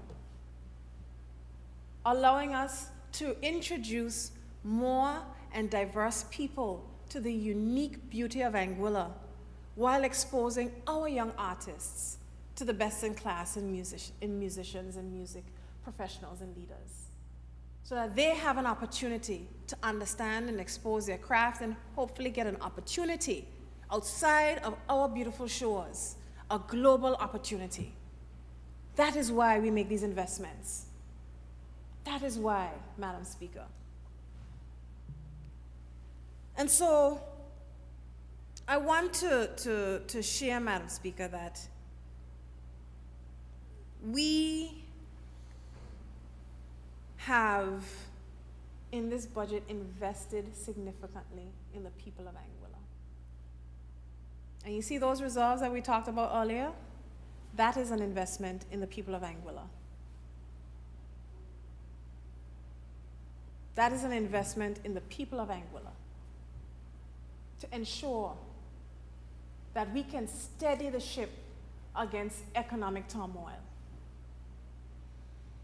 That we don't have to rush off and sign MOUs with conditions because we hit a bump in the road and we are unable to make it fiscally ourselves.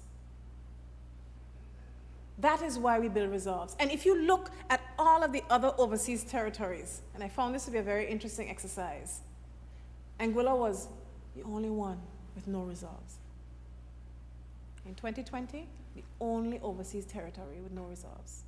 I'm sorry to say this, but Montserrat is not in the consideration because their budget is completely subsidized by the United Kingdom government.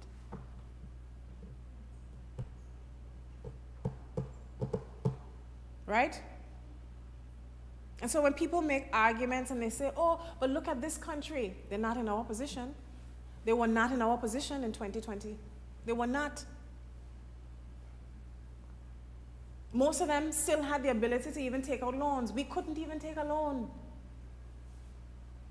Still can't take a loan because you're still in breach of your borrowing guidelines. And that's how most countries would have responded to the global pandemic. Multiple countries would have taken loans to respond to that crisis. We couldn't even take a loan. But nevertheless, the conditions came. And we are here. But I want to speak to the other parts of this budget, Madam Speaker, that speak to improving the well-being of our people. And I'll speak first and foremost to our pre-primary sector. Madam Speaker, for decades, for as long as I have known pre-primary education in Anguilla, they have been standalone and outside of the consideration of the wider picture of education in Anguilla. However, once we would have identified the issue of chronic underpayment of our pre-primary educators, Madam Speaker, this administration would have acted to ensure that we increase the subvention, the subsidy going to our pre-primary educators so that they can be paid more. That's what we would have done, Madam Speaker. I know of pre-primary educators who are being paid $700 EC a month. And that is why it is important to have a government that can respond to the fiscal situation of our people. That is why it is important. to improve their well-being, to improve their outcomes. They are important parts of our society. They provide a vital service to our people.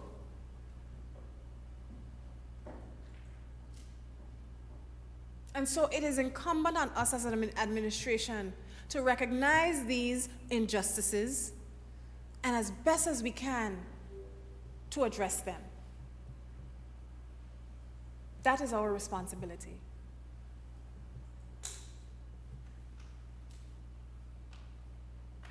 And Madam Speaker, while we're talking about the raft of things that this administration is doing to improve the livelihood and the well-being of our people,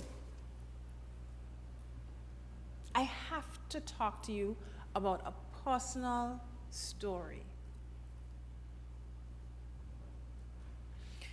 When we got elected, this premier of ours would have been adamant that we have to provide free health care to our people. And Madam Speaker, it was very difficult in 2020 to seeing that being a reality. It was very, very difficult.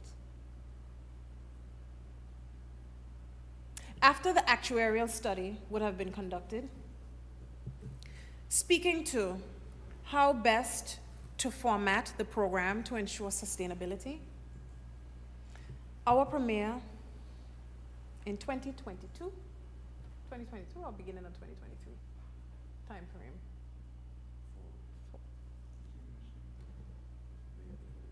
Three, okay. I'm just making sure I don't give the wrong date.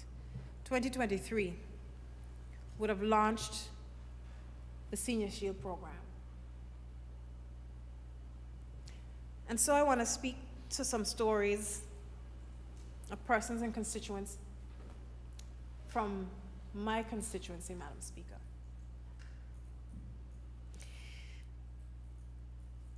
A constituent of mine, just last week, had to rush his mother to the hospital.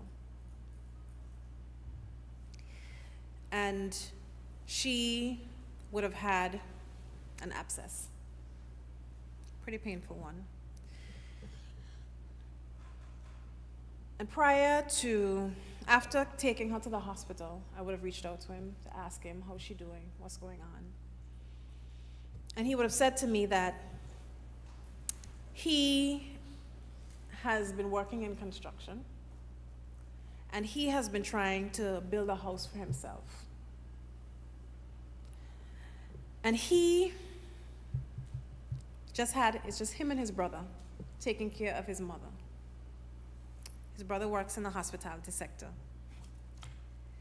And just last week, Friday, would have made 3 times over the last 14 months that they would have had to take their mother to the hospital for care for extended periods of time.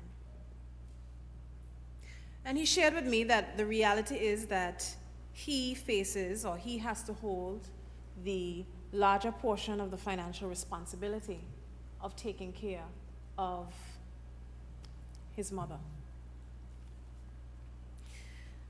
And in fact, he said, without this administration's Senior Shield program for free health care for persons over the age of 70, he would have had to stop building his house. He would have had to stop building his house. He said that when he asked out of curiosity, what was the expenditure, the bill for his mother over those 3 stints in hospital, it would have been over $80,000. $80,000, Madam Speaker.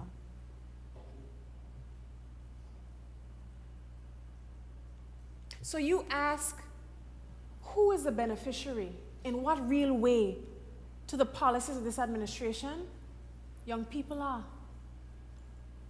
People with dreams. People who are building homes. People who are trying to make better for themselves. They are the recipients of this administration's policies. Because we recognize, Madam Speaker, that for the predominant benefit of Senior Shield is felt by persons who would have otherwise had to take on the responsibility for their parents and grandparents. And it is not a little bit of money, it is thousands of dollars. Thousands of dollars. Which would be financially detrimental for anyone. Because everyone knows that one of the major expenses, unexpected expenses that anyone can face in life is medical expenditure. We know that to be true. It is a major concern, not just for the old, but for the very young too. I am 31 years old, and there are multiple people who are 31 years old, and my mother, please, for the record, don't blame me for this, Mom, but she will be making 70 next year. She still looks young, but she will be making 70 next year. She goes out on a farm every single day in the hot sun. So I pray over her all the time, but I know life is very fickle. And for many persons my age and older and younger who have grandparents and parents, our concern will be if something happens to them. If we have the ability to step in the gap. Because the reality is that when those bills come, it is the responsibility of the children to take care of them. We know this to be true, Madam Speaker. $80,000. $80,000. That is an investment.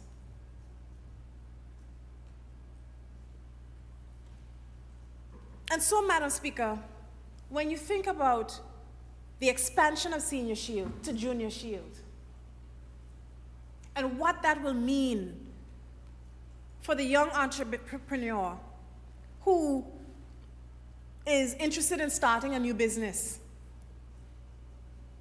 who has the option now of accessing the Anguilla's Youth Business Foundation and its Innovate Anguilla program, which will help offset costs of starting up a new business,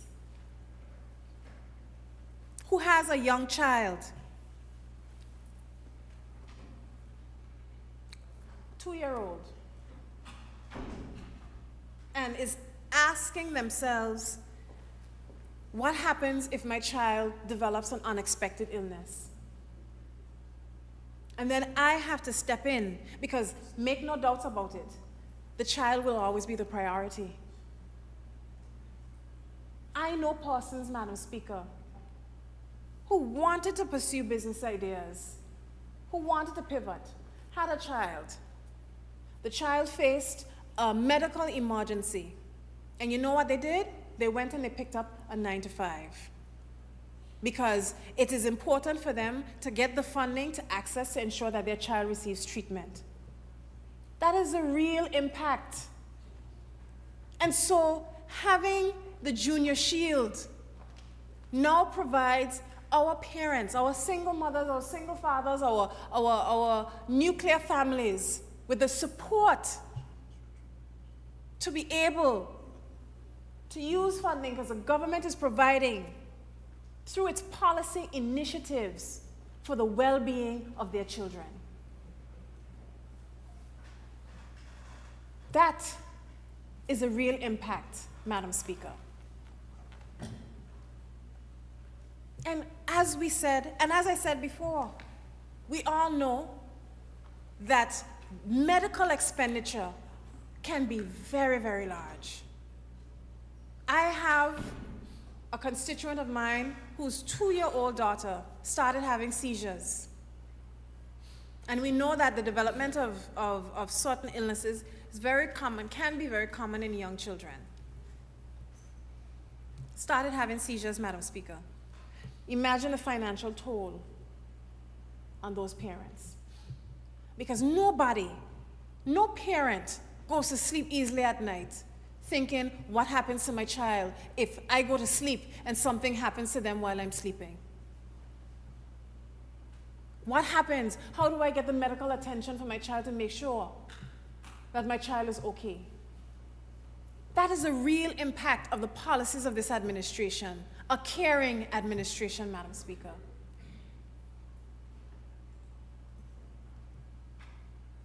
And we went further.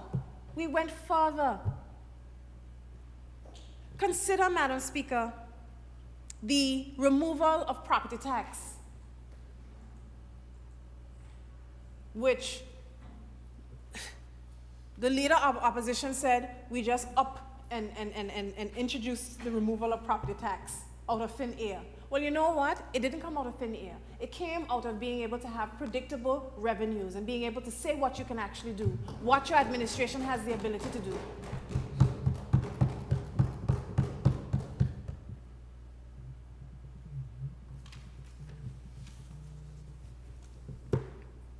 And so, Madam Speaker, we would have reformed and removed property tax from domestic households. And even then, when we would have reformed it, this was something that has been hotly debated in Anguilla for a very, very long time. Why? Because we know the reality of land ownership in Anguilla. And the reality of land ownership is that people inherit land. A lot of people inherit land. And where you don't see persons inheriting land, Madam Speaker, there are a number of other factors at play, of course. But the vast majority of people who would have had this debate about property tax, I heard the minister say that the government is charging them rent to live on their properties. That's what I heard. People were saying that. The government is charging them rent to live on their properties. That's how they describe property tax. And if you look back to the 2015 Property Tax Act and the algorithm that they use to calculate the property tax owed to the government of Anguilla at the time, a major part of that was making a determination based on the location, based on your sea view. Well, by God, we are a strip of land. You can see the sea from anywhere. You can see the sea from anywhere. And so, of course, you basically taxed your people for having a view of the sea, for inheriting land on what real estate agents would consider good land. How dare you? And so when this administration had the ability to step in and say, we are going to reform these injustices, we stepped in and we did so. We stepped in and we did so. We had over 5,500 registered property owners, and only 2,000 of them were compliant. Only 2,000 of them were compliant. Major, major disparity. Part of it was from unresolved disputes. Disputes about the valuation that took place in 2016, where location then became a major factor in the assessment of the value of your property and therefore your property tax payable under the Anguilla United Front. So when we had the opportunity to correct that, to understand our own realities here on the ground, Madam Speaker, that is just what we did. And we removed property tax off of our domestic properties. And I can tell you, Madam Speaker, because I speak to constituents of mine, and they will tell you they're paying property tax up to $5,000, $6,000. And more. $5,000, $6,000, $7,000 and more. Big bank, you know. And they're saying to themselves, what's the rationale here? And what's the rationale here if I am compliant, but Kenny ain't compliant? What's the rationale? I paying every month. Kenny ain't paying at all. How is that fair? And so, Madam Speaker, this administration would have removed property tax from the domestic households in this country, acknowledging the historical way in which our people would have accessed land. And understanding that the algorithm that was used to value property based on location was blind to the reality of how Anguillians acquired land. Because without that property tax clearance, you can't do anything on that land. You cannot do a thing on that land. So if your child wants to build a little unit on it, you can't get approval for your child to build anything on the land. If you want to build a studio on the property because you want to get a bit more independence, you can't build a studio on that land. You want to get a loan from the government, from the bank, you can't get a loan because you are in breach of what? The legislation. You want to open a business? How are you going to open a business when you haven't paid your property tax? That was a reality for people here in Anguilla. It was a reality, Madam Speaker, that was affecting people. So think about this. If only 2,000 households were compliant, and you have now we have over 6,000 domestic properties. At the time that we did that, the removal of property tax, we would have had over 5,500, but now we have over 6,106. I was doing my maths. And you know what that means? There would have been over 4,000 houses, over 4,000 individuals who would not have been able to do anything with their lives as a result of their non-compliance with the Property Tax Act. Because they would not have gotten a certificate of good standing. And we all know that a certificate of good standing is critical for most investments, business-wise or otherwise. You want to become a taxi driver, you got to get a certificate of good standing. You want to get a loan from the bank, you got to get a certificate of good standing. You want to get something from the Anguilla Development Board to start a new business, you need a certificate of good standing. You want to purchase any land, you need a certificate of good standing. But how will you get a certificate of good standing if you are in breach? You have arrears for property tax. Again, I say, the legacy of the AUF. The legacy. And so, Madam Speaker, on goes the efforts of this administration to assist in the well-being of our people. On goes the efforts of this administration to assist in the well-being of our people, to ease our people. Senior Shield, Junior Shield. Now we go to the schools, where, Madam Speaker, in 2022, we'd have launched the school lunch program. And you can't tell me, Madam Speaker, about benefits to the pocket of our people like you talk about the school lunch program. Because when parents tell me they spend on average $15 a day, $15 a day buying lunch for their children, and that's if they have one child. Mr. Connor, through you, Chair, Mr. Connor has two. 30. $15 a day, 75. If you're spending $150 on two children per week, US dollars, you are spending over 6,000 US dollars on lunch for your children in a school year. 6,000 US dollars on lunch. Yeah? If you have one child, you're spending 3,000 on lunch for 5 days. And across the primary school population of approximately 1,400 students, and as we roll out to the Valley Primary School next year, the cumulative benefit per child is 4.4 million US dollars in savings for parents. 4.4 million US dollars. So you can't tell me, Madam Speaker, that this administration doesn't care. You cannot. 4.4 million US dollars of nutritious meals program formulated by the school health nurses with the partnership of the Schultz Family Foundation.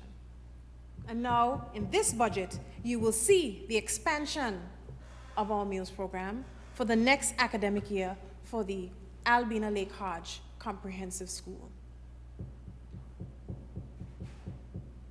So if you double that up in terms of savings for parents, in terms of the pocket of parents, their annual expenditures, it adds up, Madam Speaker. That is how we create impact, assist people in terms of well-being. Being able to bring down the cost of the expenditures that people in their households have to face, from property tax to medical expenditures to electricity credits. And I get on the electricity credits now, Madam Speaker. I get on it now. I have a group of constituents always on my back.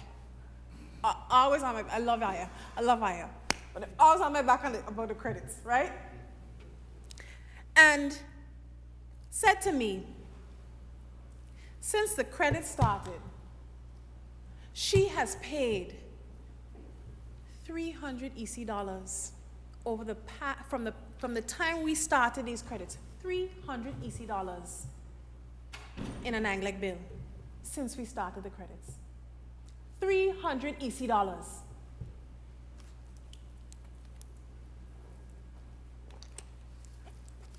I'm not sure whose water this is. Oh. You understand the significance, Madam Speaker? So, you know, it really, as I say, it has behooved me sometimes. I know it's not an actual word, but it really behooves me sometimes when I hear the opposition and they talk about handouts. It's either you gotta stick to you gotta find an argument and stick to it. That's what I feel. If you want to say this administration doesn't care, well, just stick to it. Don't turn around and say, oh, well, this particular initiative that they're starting to try to help people isn't good enough. Can't hold up to their standard. Of what? What have they done? People weren't hurting before? People have always been hurting in this country, Madam Speaker. Always been hurting in this country. And they're doing themselves a disjustice to belie that truth. They are doing themselves a disjustice and an injustice. Injustice. My apologies. Wrong language.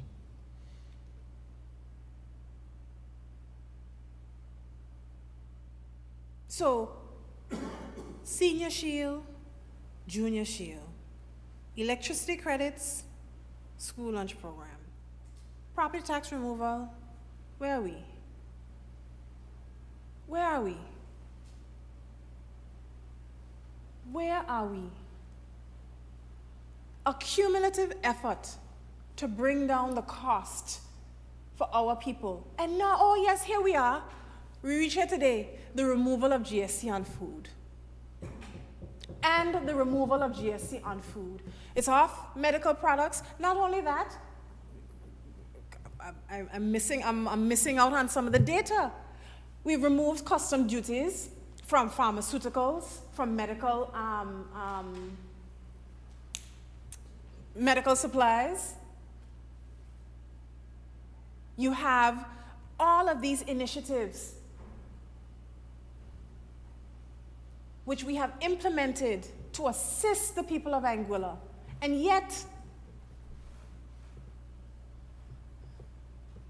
there is this insistence on trying to characterize it as other than an administration trying its best within its limitations, within any government's limitations, to act on behalf of the people of Anguilla.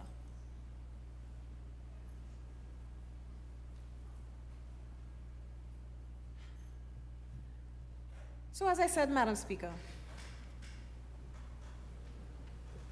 you have the removal of GST on food products, food supplies.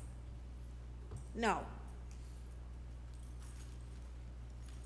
I heard somebody say, I take it back.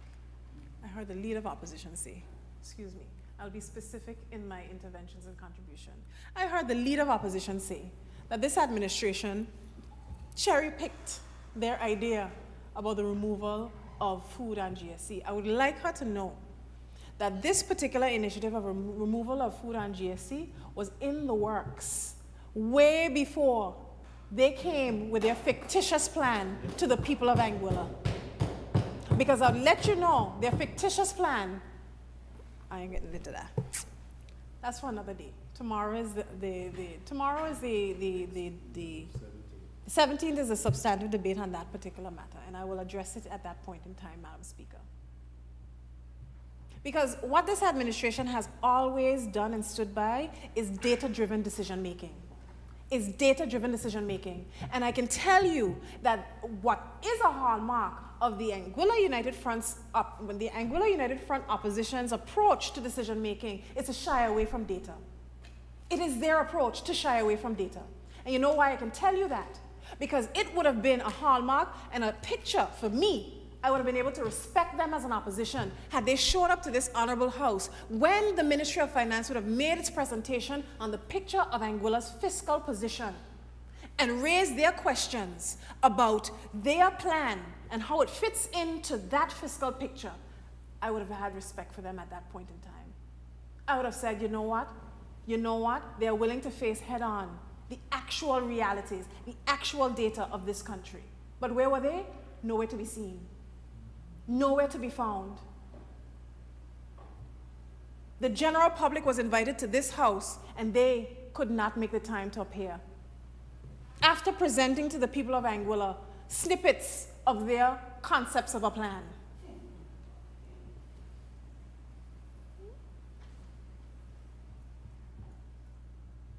And so here we are now at the removal of GST on food. To bring down and to continue this administration's first admission to the people of Anguilla when we went before the House with that piece of legislation, which is we will continue to make amendments. We will continue to do our best to make sure that this legislation can meet the needs of the people of Anguilla while ameliorating any concerns within the limits. And we've continued to do it, Madam Speaker. Time and time again, we have come to this House, and we've said it before, and I'll say it again. There was some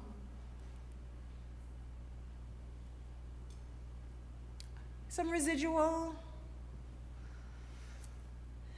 feelings, I'll put it that way, about the fact that as a new administration, we would have come in to shackles on our hands. How undignifying that when we got into office, 6 months after we got into office, there's a bill for the implementation of GST on January the 1st, 2021. Oh, what dignity. And it tore us apart in public. We grappled with it as individuals and as a country in public. But who was that done by? The Anguilla United Front. So let's not pretend as though the Anguilla United Front didn't have a hand to play, and then the actual gall to say that we should have renegotiated their MOU. Oh, be serious. You are either admitting that you have poor negotiation skills for your country, Because why else would you tell me to renegotiate your MOU unless you believed in it? Because in the same house, the leader of opposition had gotten up and said the foresight of the former premier and the foresight of the Anguilla United Front administration was to sign an MOU for $100 million for relief during the COVID response. Well, if your foresight and your vision for this great plan was for $100 million, but included GST, then live to it, accept it. Accept it. Don't come and tell me to renegotiate your awesome, visionful, meaningful MOU. Your visionful MOU, the great foresight that we had to sign this MOU, but you're telling me to renegotiate it. You're telling me to renegotiate it.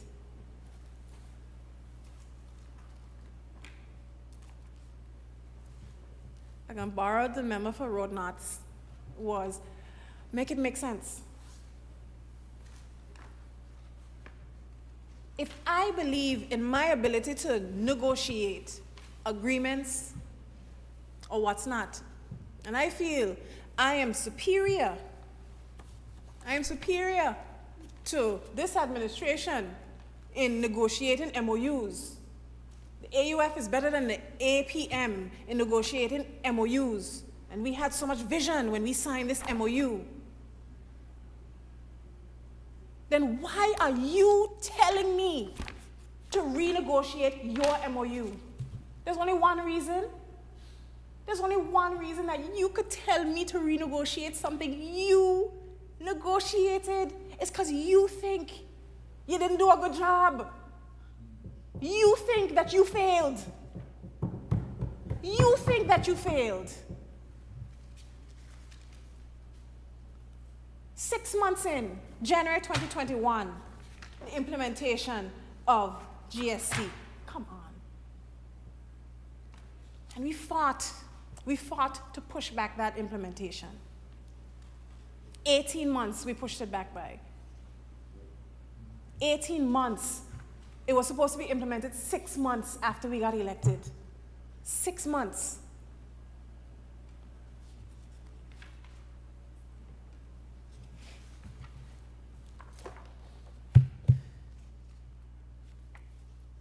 Make it make sense. Make it make sense. And so, Madam Speaker,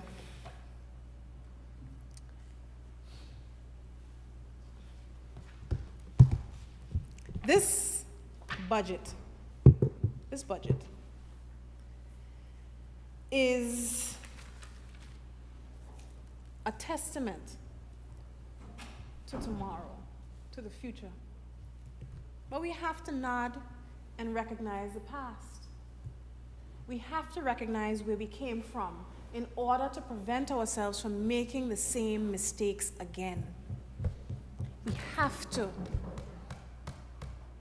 It is our responsibility to make sure we do not repeat the mistakes of old. And the mistakes of old also includes re-electing the Anguilla United Front to government.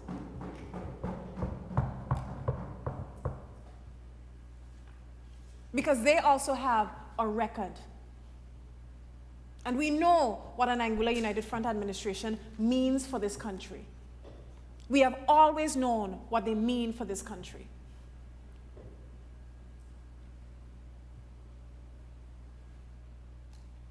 And I say again, you know, they touted when we were campaigning in 2020, they touted themselves as the administration with experience. And those kids on the other side are rookies. And I heard it from the leader of opposition multiple times in this house where she tried to little girl me, and little girl the member next to me. Oh, you too young, or you wouldn't know, or you are just a baby. Okay. Okay, well, you are adults. And you still made bad decisions.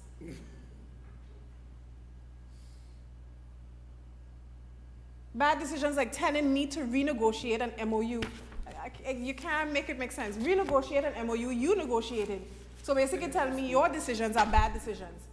But I must do better. but then saying that you had great vision when you negotiated this MOU. I always say, pick a line and stick to it.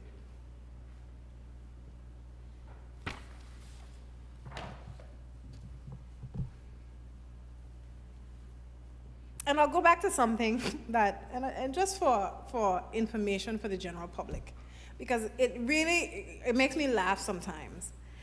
The member would have talked about how I was in a video with a contractor clearing land for a playing field.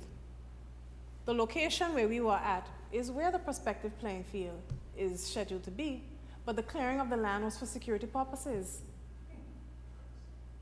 The clearing of the land was for security purposes. So that is a consistent thing that happens. They clear the land for security purposes because the teachers in the school have said they had concerns. So that is why the land gets cleared.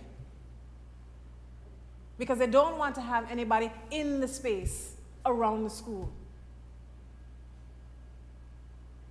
I think that to me signals this kind of willful manipulation of information, which it's not helpful for the building of this country.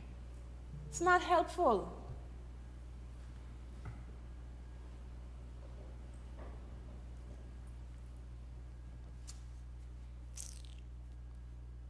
Anyways, moving on.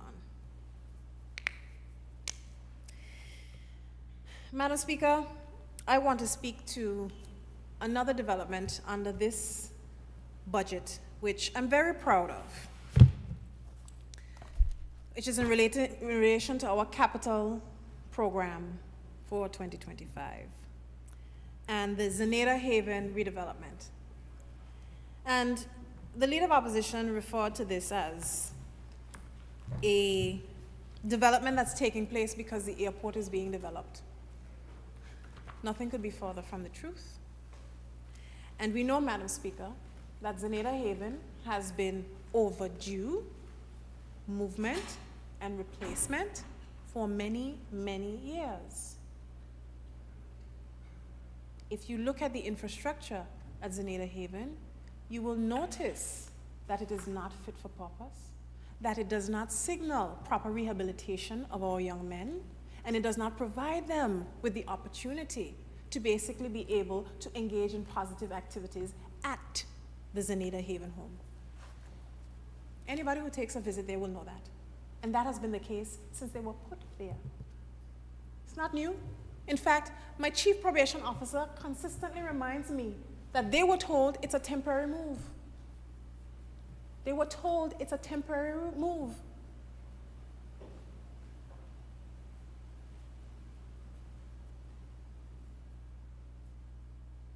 So they're here telling me it's being moved because of the airport development. No, it's not.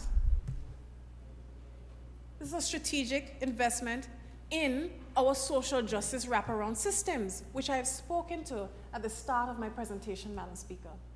That this administration has, more than any other administration, invested in social justice reformation.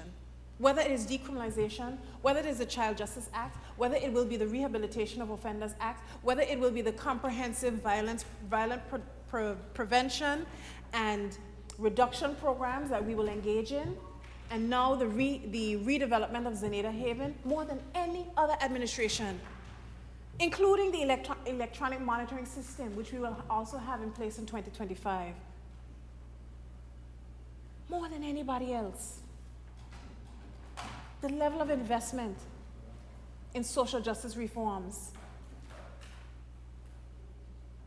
That is a hallmark, and I can say without fear of reproach, it is a hallmark of this administration, Madam Speaker. And so, we will be engaged in embarking on the redevelopment of Zenata Haven, which will be moved to an alternative site, but will also have additional resources and facilities for our young men. Because the idea, Madam Speaker, of Zenata Haven is to provide rehabilitation and reintegration programs for our young men. Working with our parents, working with our young people, Because actually I say young men, but I have to pause because young men are not the only persons who engage in antisocial and criminal behavior. There are also young girls who do the same. And therefore, it is incumbent on us to address a system that provides for both. And that is what this facility will give us, Madam Speaker. That is what this facility will give us. I went to the Oasis launch in Antigua 2 years ago, which is the Juvenile Justice Reform meeting of members of the OECS and CARICOM. And most of the countries were reporting on the work that they have done to build juvenile rehabilitation centers and to reform the approach to juvenile justice in their various jurisdictions.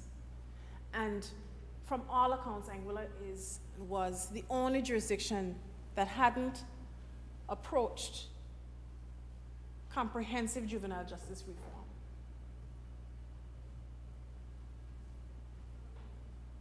We were the only jurisdiction because a number of the member states would have had access through US aid to the redevelopment of juvenile justice centers. They would have had access to funding, capital funding. But because of Anguilla's peculiar relationship with the United Kingdom as an overseas territory, we were not eligible for that aid. And that is a reality on the ground for us. There are many circumstances in which Anguilla is not eligible for aid or eligible for specific programs, grant, capital, or otherwise. And therefore, it becomes incumbent on us to make the investments for juvenile justice reform.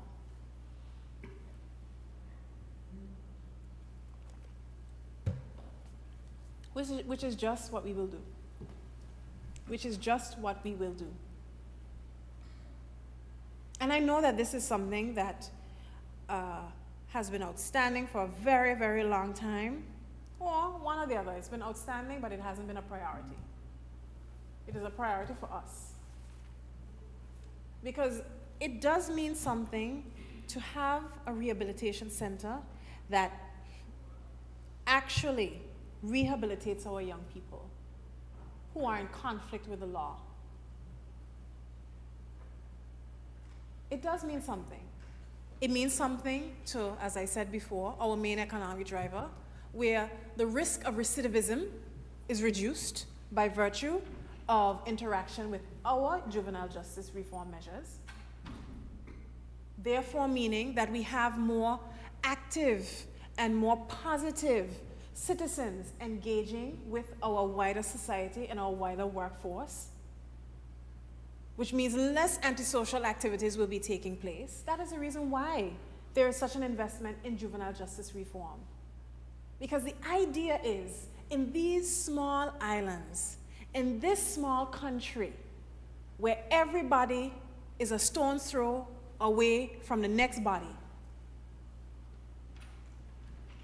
letting our juveniles, letting our young people go because they had an interaction with the juvenile justice system is not the solution. Pretending and isolating them and acting as though you can just discard them is not the solution. Because they will interact with our society in another way. And it may be a more detrimental way in the long run. So we have a vested interest, Madam Speaker, in ensuring that we are rehabilitating and reducing the risk of recidivism for our young people. So they have the ability to have a life after being in conflict with the law.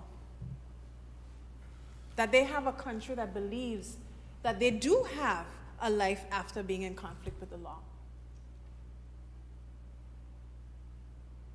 Every single one of our young people deserves a second chance. They do. They do. And that is why, Madam Speaker, you will see still reflected in this budget capital expenditure for our sports development initiatives. While the Project 10 track and field development tracks have not been awarded to the member states as a result of a delay by World Athletics and the Qatar Federation, we are still invested in ensuring that we create the foundation for development of the sports.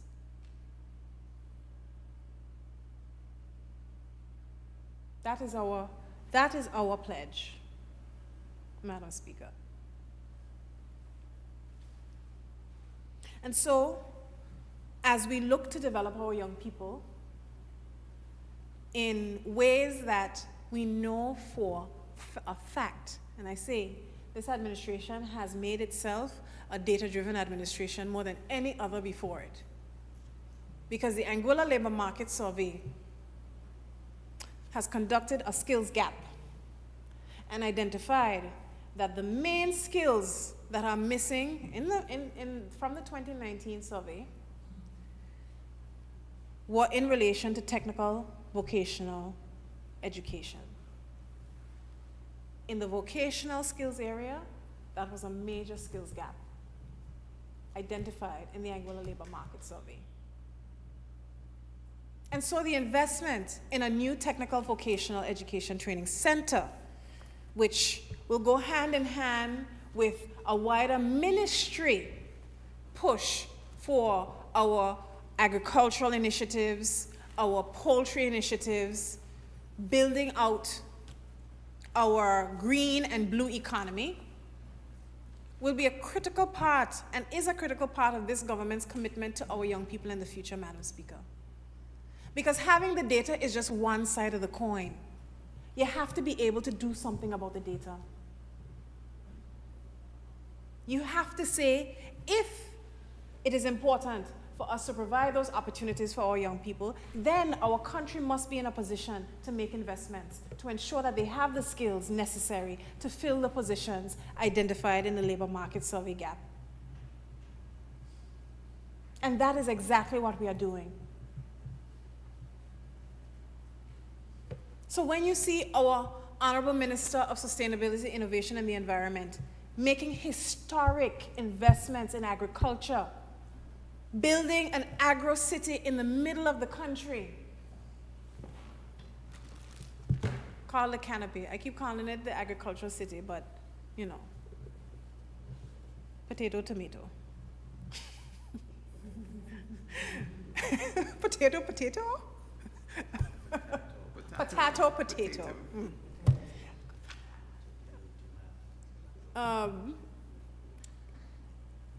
We are working lockstep. The facility is an incredibly integral part and component of ensuring the sustainability of our initiatives across government, so that we are not working in silos. So that when the Ministry of Agriculture, of the Environment and Natural Resources makes investments in water tanks and shade cloth and a hatchery and an abattoir, that we are grooming and preparing and training our young people to take advantage of opportunities in those spaces. That when our Minister of Sustainability, Innovation and the Environment can tell you that we are setting out on building a fish processing plant so that our people can start to export fish, creating and diversifying our economy. We have the young people who would be able to step in the gap and take advantage of the opportunity. Because part of development, Madam Speaker, is your people.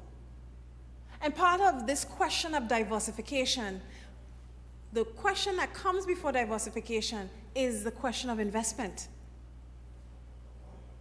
Because how can you diversify if you don't have the capital to invest? How can you diversify if you don't have the capital to invest? And that is where foresight and prudent fiscal management come into place. That is where having reserves is an important part of the picture. So that you can say, we have been talking and talking and talking for decades about our exclusive economic zone, about the opportunities in the wide, wide sea, in our wide ocean.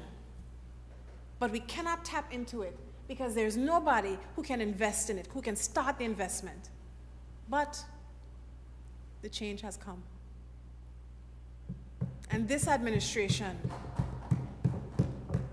we're not talkers, we deliver. So, we have the reconstruction, the redevelopment of our Technical Vocational Education Training Center. And going lockstep with it is our interest in ensuring that the best in class in the vocational spaces our young people are being able to be exposed to the best in class from the technical vocational education training perspective. So they can be exposed to excellence at an early age. And go on to not just fill the labor market survey gap in Anguilla, but fill the labor market gap globally. That's our expectation, Madam Speaker. That is our expectation. As we build Anguilla to become a space for the globe, we want to ensure that our people are ready to take advantage of those opportunities. That's how we do it. One hand can't clap, we always say it. One hand can't clap.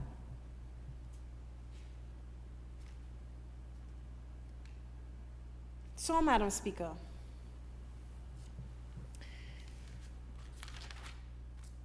the Honorable Premier would have stated, how long have I been talking for? Not long enough. I'm joking. Jose, don't get stressed, you know.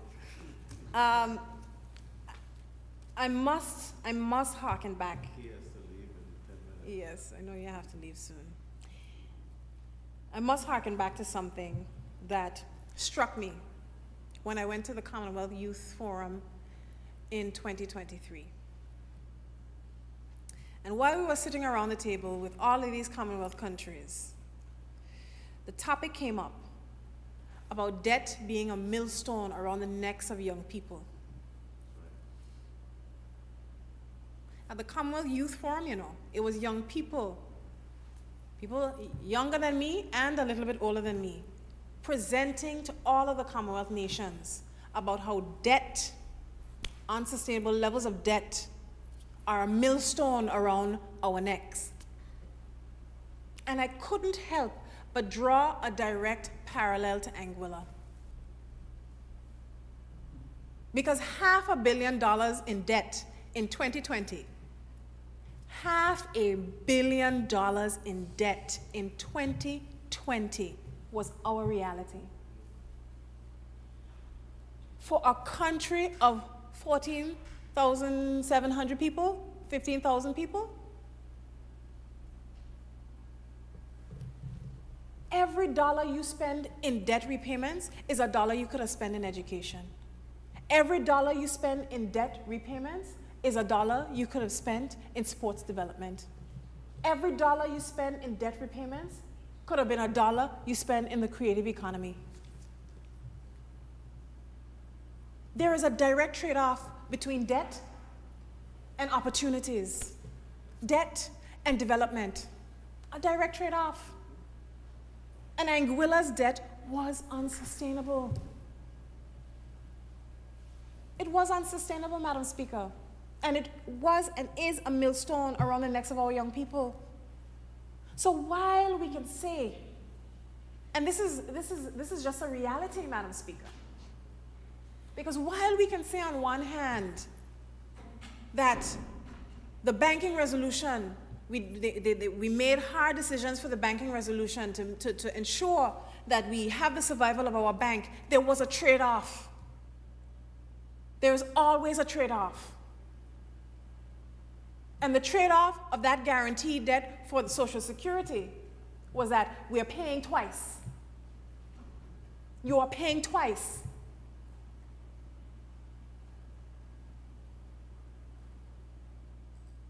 And so, while we can sit in here and talk about the difficult position of our people, if we did not have unsustainable levels of debt, if we did not have the millstone around our neck of almost $500 million in debt in 2020, going back to 2019,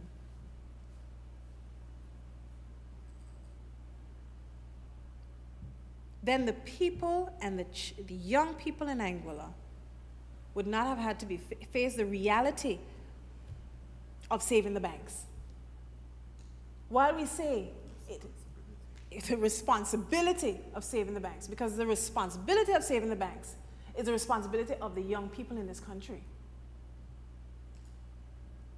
It is the responsibility of the young people in this country. We are the ones who have to pay it back.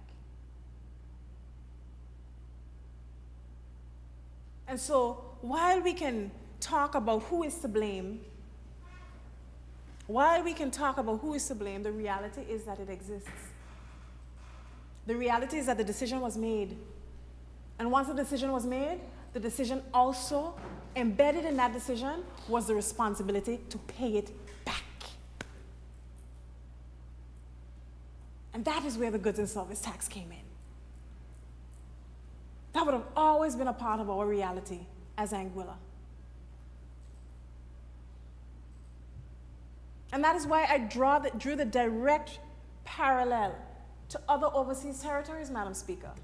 Because sometimes we don't like to be placed in direct comparisons with members of the OECS. But was it TCI? Zero nominal debt. Nominal debt. Large reserves. They can do as they please. There's no requirement for them to request sign-off for decisions from the United Kingdom government because they are in a better fiscal position. You look at BVI at 2020, going back to that point in time. They had reserves. Well, Cayman Islands. Oh, if I tell you about Cayman Islands, the reserves that they have, the type of reserves that they have, low debt. Because they understand that having reserves is an important part of your country's ability to respond to economic uncertainty. Every single one of them. And I say barring Montserrat, again, because of Montserrat's unique position with the United Kingdom government.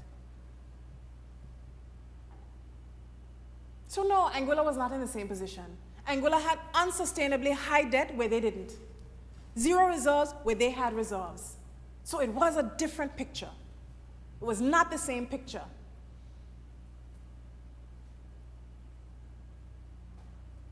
So they were in a different position when it comes to opportunities as well. And I smiled when I went to Cayman Islands on the Transforming Education Forum, and I heard one of the youth delegates from the Cayman Islands tell me, Cayman Islands pays every single school leaver to go to university. Every single school leaver to go to university. Man, and it's hard to become a Caymanian, you know. It's very hard. It's hard to become a Caymanian, you know. It's very different here. So, our constitutional arrangements, vastly different. Our fiscal situations, vastly different. The opportunities, vastly different. And they say comparison is a thief of joy. And my intention by drawing the comparison isn't to say, oh, you know, it's just to give you a direct reference of what we are dealing with.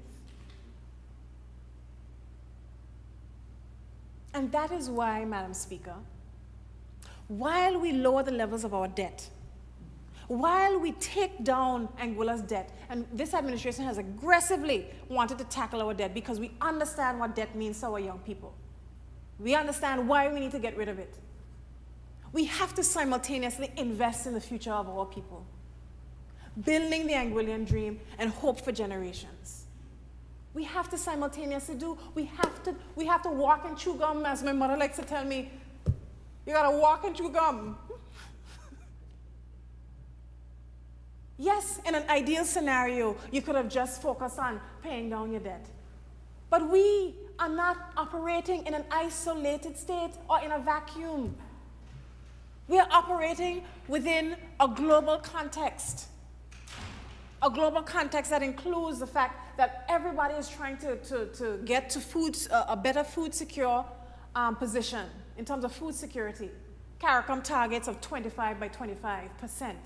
We're nowhere near that target, but we have to walk and chew gum because food security is important for our people. Because if you look at the crises across or beyond our borders, in Ukraine, in the Middle East, when they deal with grain and the higher costs of flour and wheat and things of that nature that came from those nations that produce those goods, it means that we will, of course, feel the impact here on our shores, unless we can find a way to increase our food security here. And that is why the vision of the Minister of Sustainability, Innovation, and the Environment. I don't know when natural resources come in that title. Okay, one or the other.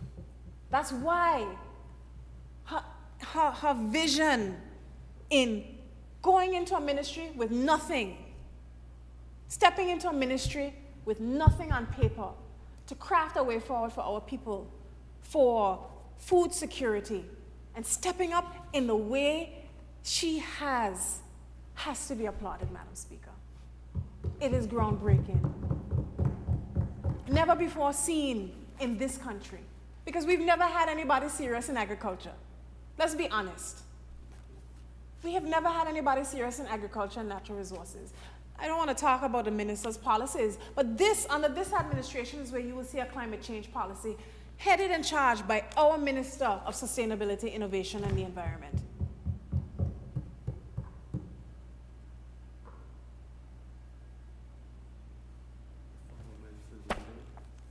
Well, Madam Speaker, we have to walk and chew gum. We do not exist in a global vacuum. We don't.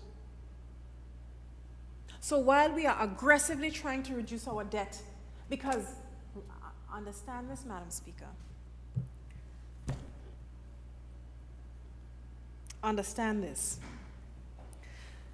The longer our debt remains a reality, the longer our generations have to deal with it, and the longer that opportunity cost. If you studied economics, you'll know that opportunity cost of having to make a decision between two things has to take place.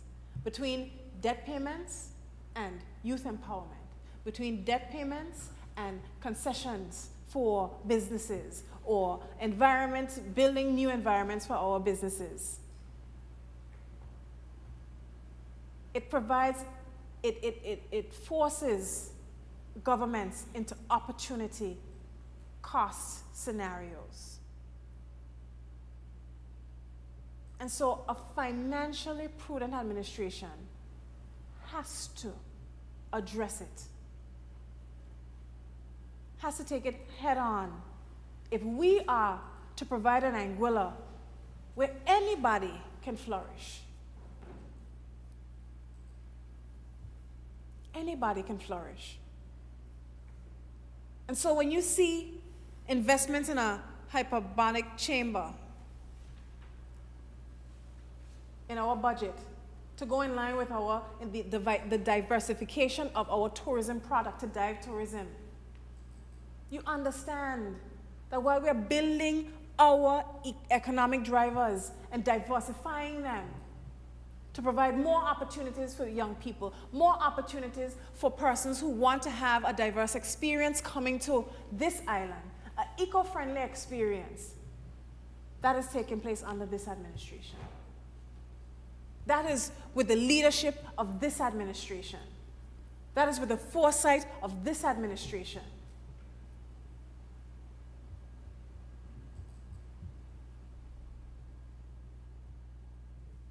When you see the investments being made in the Ministry of Health by our Premier to bring in specialist services for the people of Anguilla, because I want to remind the people of Anguilla that it was under this administration that we moved from having one GP, one general practitioner, to 2 general practitioners in our hospital, because we understood the type of strain and stress we were putting on our healthcare quality by having one person available at our hospital.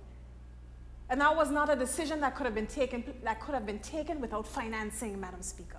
Let us be transparent about it. To have 2 surgeons.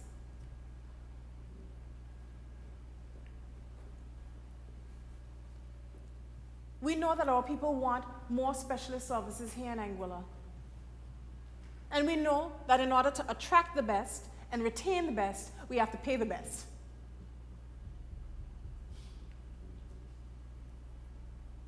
And therefore, Madam Speaker, we have to be unapologetic when it comes to the way we approach this health reform agenda. The first part of it, Madam Speaker, when bringing the Health Authority of Anguilla back under the government of Anguilla, was to stop the bleed. Was to stop the bleed.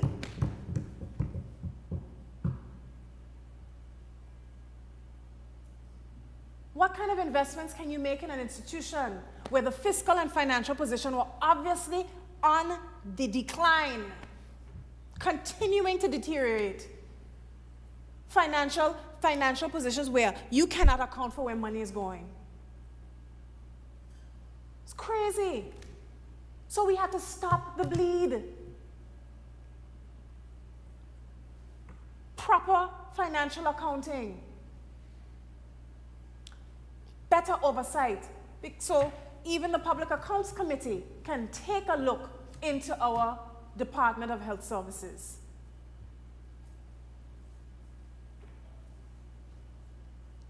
Because, Madam Speaker, if we are to make investments, anything you make investments in, you first want to stabilize. And I know that this is because the Premier is a surgeon. You have to first stabilize the patient. You have to first stabilize the patient. Health Authority needed stabilization. Critical condition. That's how we met the country. That was yesterday. Here we are today to make investments so that our people can see specialist care. Our people can access MRI facilities here in Anguilla, where you used to spend $1,500 going over to St. Martin and more, where you can now attract people to come to Anguilla and pay us here for MRI facilities. That is why it's so important, Madam Speaker, for us to make critical decisions about our future, about the Anguilla we want to build, to take Anguilla, Madam Speaker, from a mess to progress.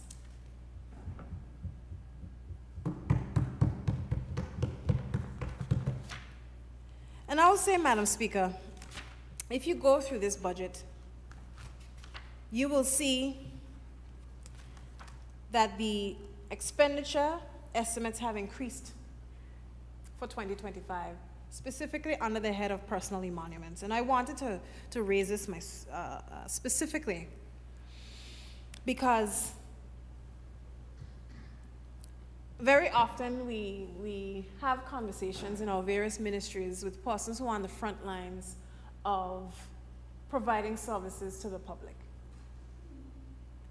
And we can admit, Madam Speaker, that the provision of services to the public is not perfect across the board.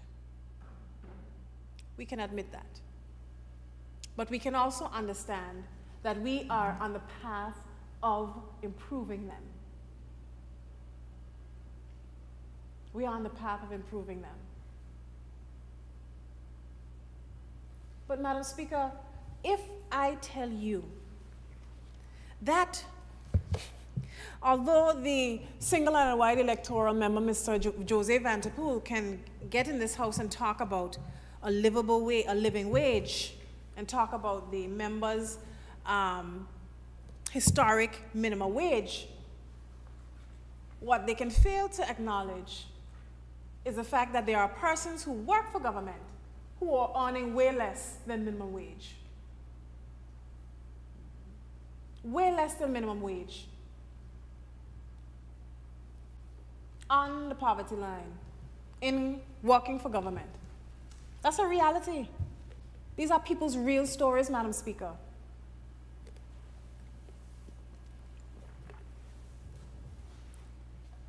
And this administration, I will say, has been the only administration that has demonstrated a true intention of reforming the injustices we have seen in the past. Yesterday's injustices, today's actions, tomorrow's progress. Salaries that have been the same since 2008 and 9.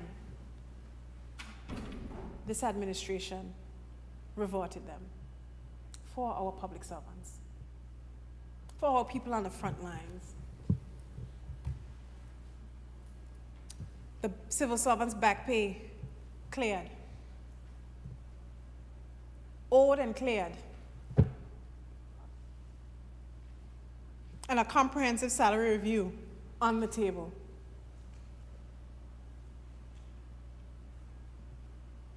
Being conducted by PwC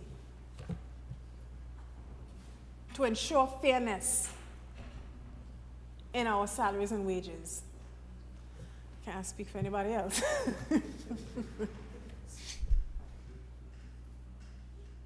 So, Madam Speaker, all of these historic issues, yesterday's injustices, that we have an obligation to address. We got to clear down the land before we can build the property. Well, now we are here. We've been clearing. That is what we've been doing. We've been clearing. Building the foundation. Building the Anguillian dream. Progress for today, hope for generations.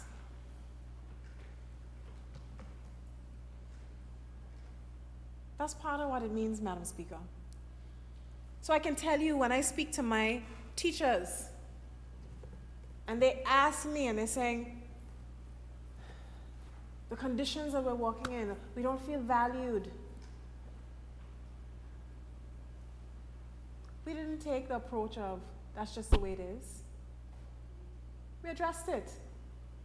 I came into a broken split shift system where children were being unsupervised for hours at a time, going to school for 4 hours, coming home, unsupervised, nobody there. Being vulnerable to antisocial behaviors and activities. With a white elephant sitting by, as somebody likes to tell me, at Rollins. Call it Campus Q, but it's actually in Rollins. It's not in the quarter. I've been told that, yes. The area is called Rollins. A white elephant sitting over there. And I was told, Don't complain about it, fix it. Fix it.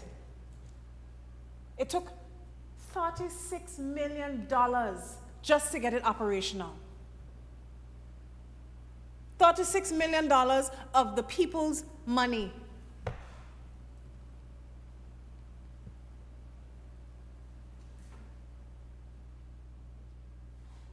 And we continue to invest. And I stated very clearly, by the time we are finished, it's going to be over $100 million.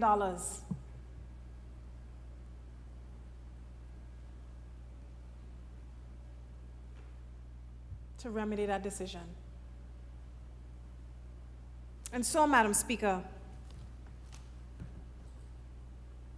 I continue to tick off, tick, tick, tick, go down the line with the useful service of my chair of the Education Task Forces, Mr. Lennox Vanterpool, who so ably put together a report on the state of education and recommendations and reforms. It's the action plan. I tell you, I've never seen something so in-depth and lengthy in my life as it relates to educational reform. Grassroots research from people who legitimately care about education in Anguilla. Not people who want to politicize it for a political ball.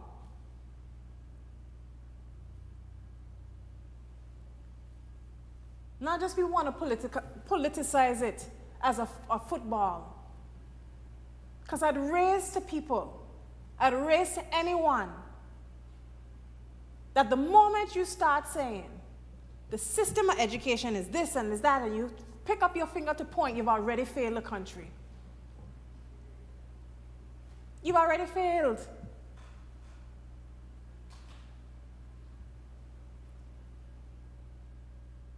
So when you talk about having our educational system dealt with, talking about the managerial issues, because let's be honest, Madam Speaker, when you go through our action plan, it is a systemic issue. And as we've all said from time immemorial to today, this is a systemic issue from since 50 years ago.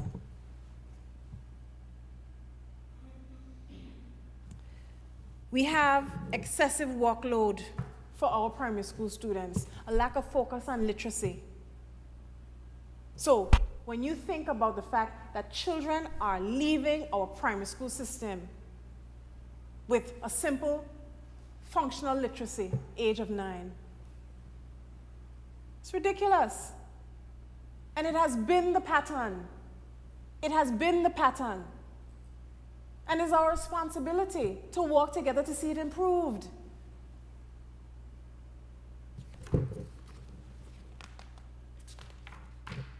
When you think about teaching issues with the lesson plan and the lesson delivery methods and diversification and delivery being overly reliant on note-taking and lack of innovation in the classroom, these are the issues we're facing. And that's why I tabled this report in this honorable House. Way before someone decided to jack it up in a WhatsApp message to send around because it's easy to blame somebody. If you really cared about education, it's not about blaming. How do I help fix it?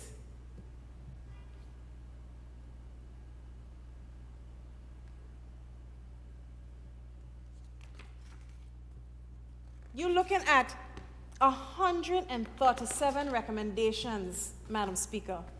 And that is why some of the initiatives that are started by my ministry included a national parenting program, included an aggressive, comprehensive anti-violence campaign, because we understand that some of the issues that we're tackling in the society will touch and affect the school. Because we do see behavioral issues in the classroom. And that is why we're taking a holistic approach to how we address some of these issues.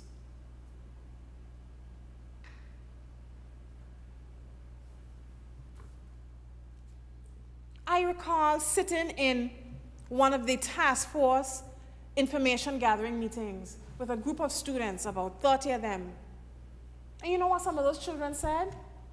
Sometimes they're afraid to raise their hand and ask a question. Well, I don't want to say it, but can you imagine on the simplest level of curiosity,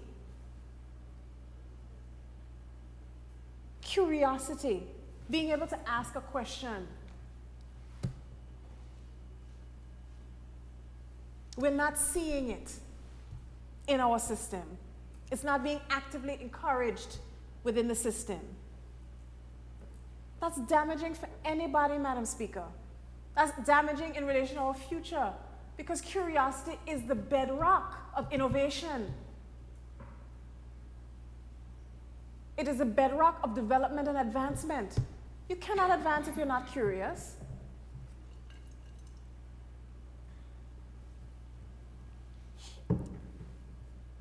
The whole question about our testing system, teaching to the test, the assessments we do, the assessments we make children sit, being end of year, summative instead of formative, which has been identified regionally as a challenge for our students. Regionally.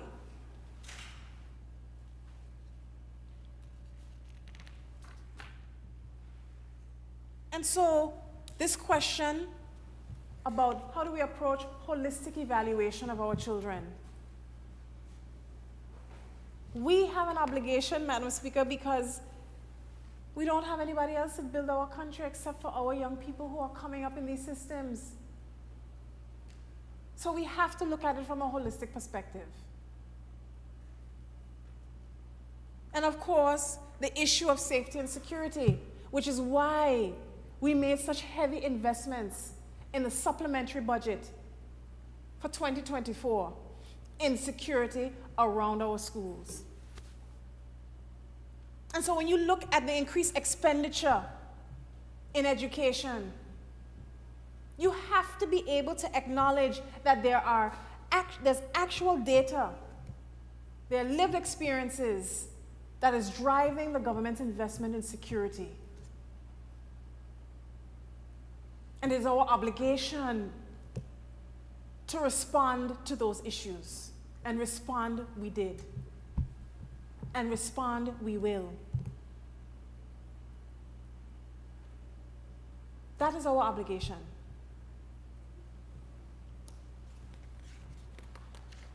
And I'll say again, Madam Speaker, we have 137 recommendations. And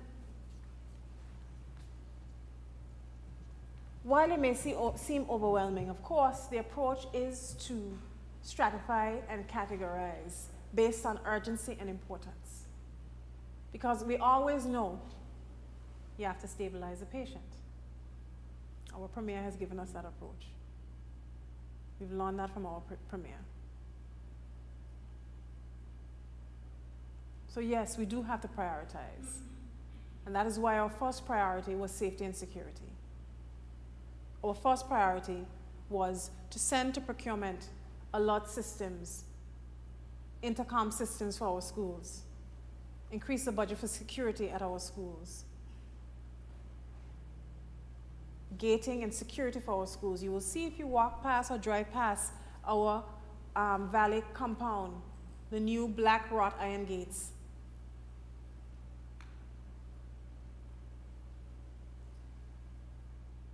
And that's just part of the picture. And I want to point out, Madam Speaker, that for quite some time, there has been data that suggests that there is a very negative perspective of the school. 2017 Force report saw a prevalence in the community of a negative sentiment towards our high school.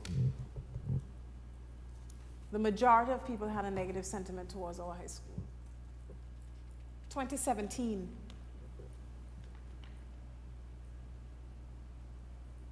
And that is why, Madam Speaker, when I talk about unraveling and bringing fun back in the schools, because children learn in a multitude of ways. But it is also about having teachers that are inspired.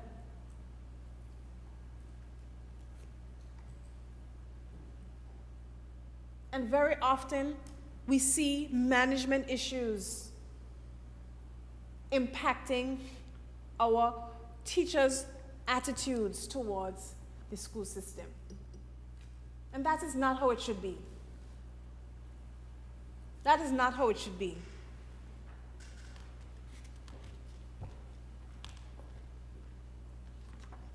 And so, Madam Speaker, I won't go through the entire task force report this afternoon because I laid it before you a few months ago. But I want you to know that this is the guiding principle of the actions we are taking in education. It's a guiding principle. There's nothing new to us, but we are acting. And it is important to have a government that can act. And that is what I am appreciative to the Premier for, that we are in a position where we can act. Because governments in fiscal distress, governments with no reserves, governments with no surpluses cannot act. They cannot respond to the desires and the wills and the well-being of our people.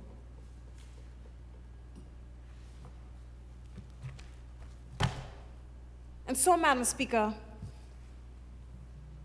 I want to end my contribution this afternoon by just saying this. I have heard plenty of people say this is talk about our airport budget, about how much money we're spending in airport development, and why we're spending it through taxpayer money. And I want to say this. I find it extremely foolhardy to hear people say things like, we were going to finance the airport through alternative financing. How are you going to finance the airport through alternative financing? You're in breach of your borrowing guidelines. Where are you going to borrow the money from? And if you borrow the money, what's the interest rate?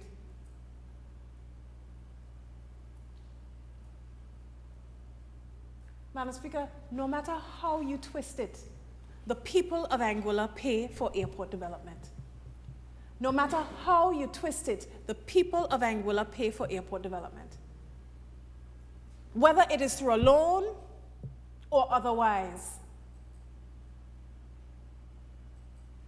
But you'll be paying more if you take a loan, because you will have to pay interest. But the whole story about the loan belies the truth, Madam Speaker. The truth of the opportunities that will be provided to our people through airport expansion. The truth that there are young people across this country, in my constituency I can tell you myself, of people who are preparing for airport expansion because they know that there will be more people, their market and their audience share will be bigger and larger. They will have more opportunities, more people to serve. I know of young people who are investing in Airbnb structures or building Airbnbs. I know of young people who are planning to build and create security companies because they know having more people on island will mean that there are more villas, more opportunities for them to serve. I know of them personally. These are people in my constituency, so I can tell you that there are people who are preparing for the opportunity that is coming because they realize that it has the potential to transform their lives. It has the potential to transform our country. That is what the vision and foresight of our Honorable Premier has given us the opportunity to do.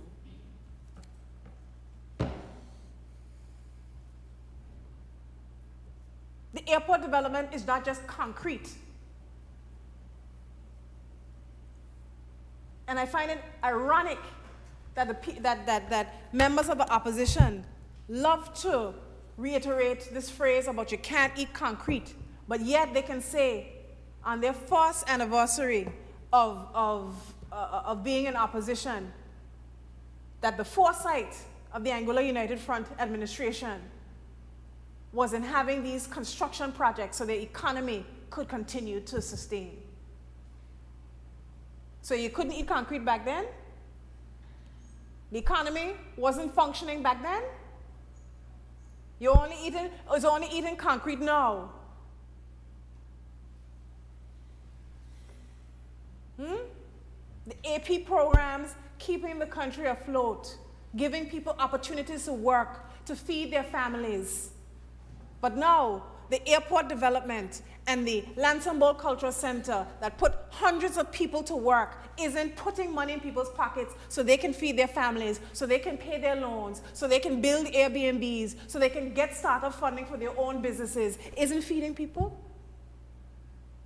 No, they're eating concrete.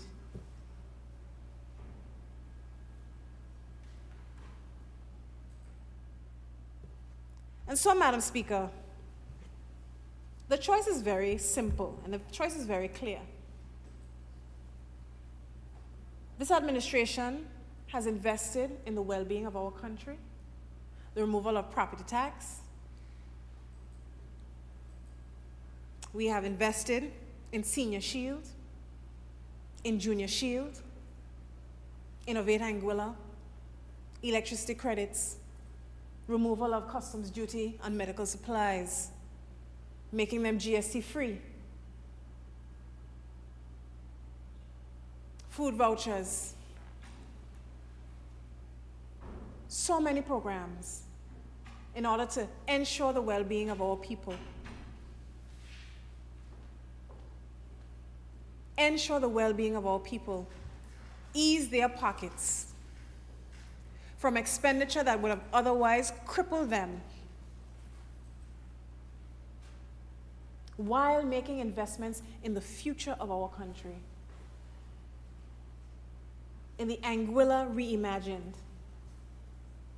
that everybody can be a part of, that is diversified by virtue of the investments of this administration, whether it is in fishing or farming, the green or the blue economy. It is something people can see. It is something people can feel, something people can eat. We are building the Anguillian dream. Progress for today, hope for generations. Because we believe in planting trees that we will not see the shade of. Thank you very much, Madam Speaker.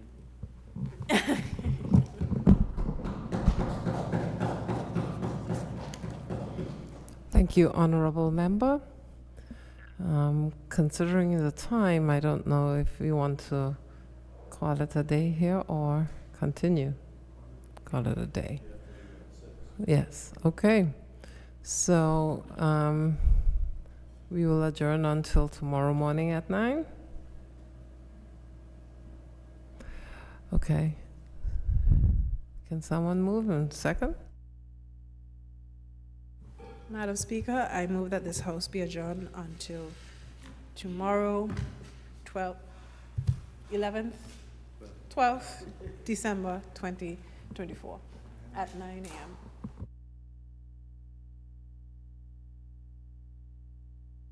Madam Speaker, I rise to second.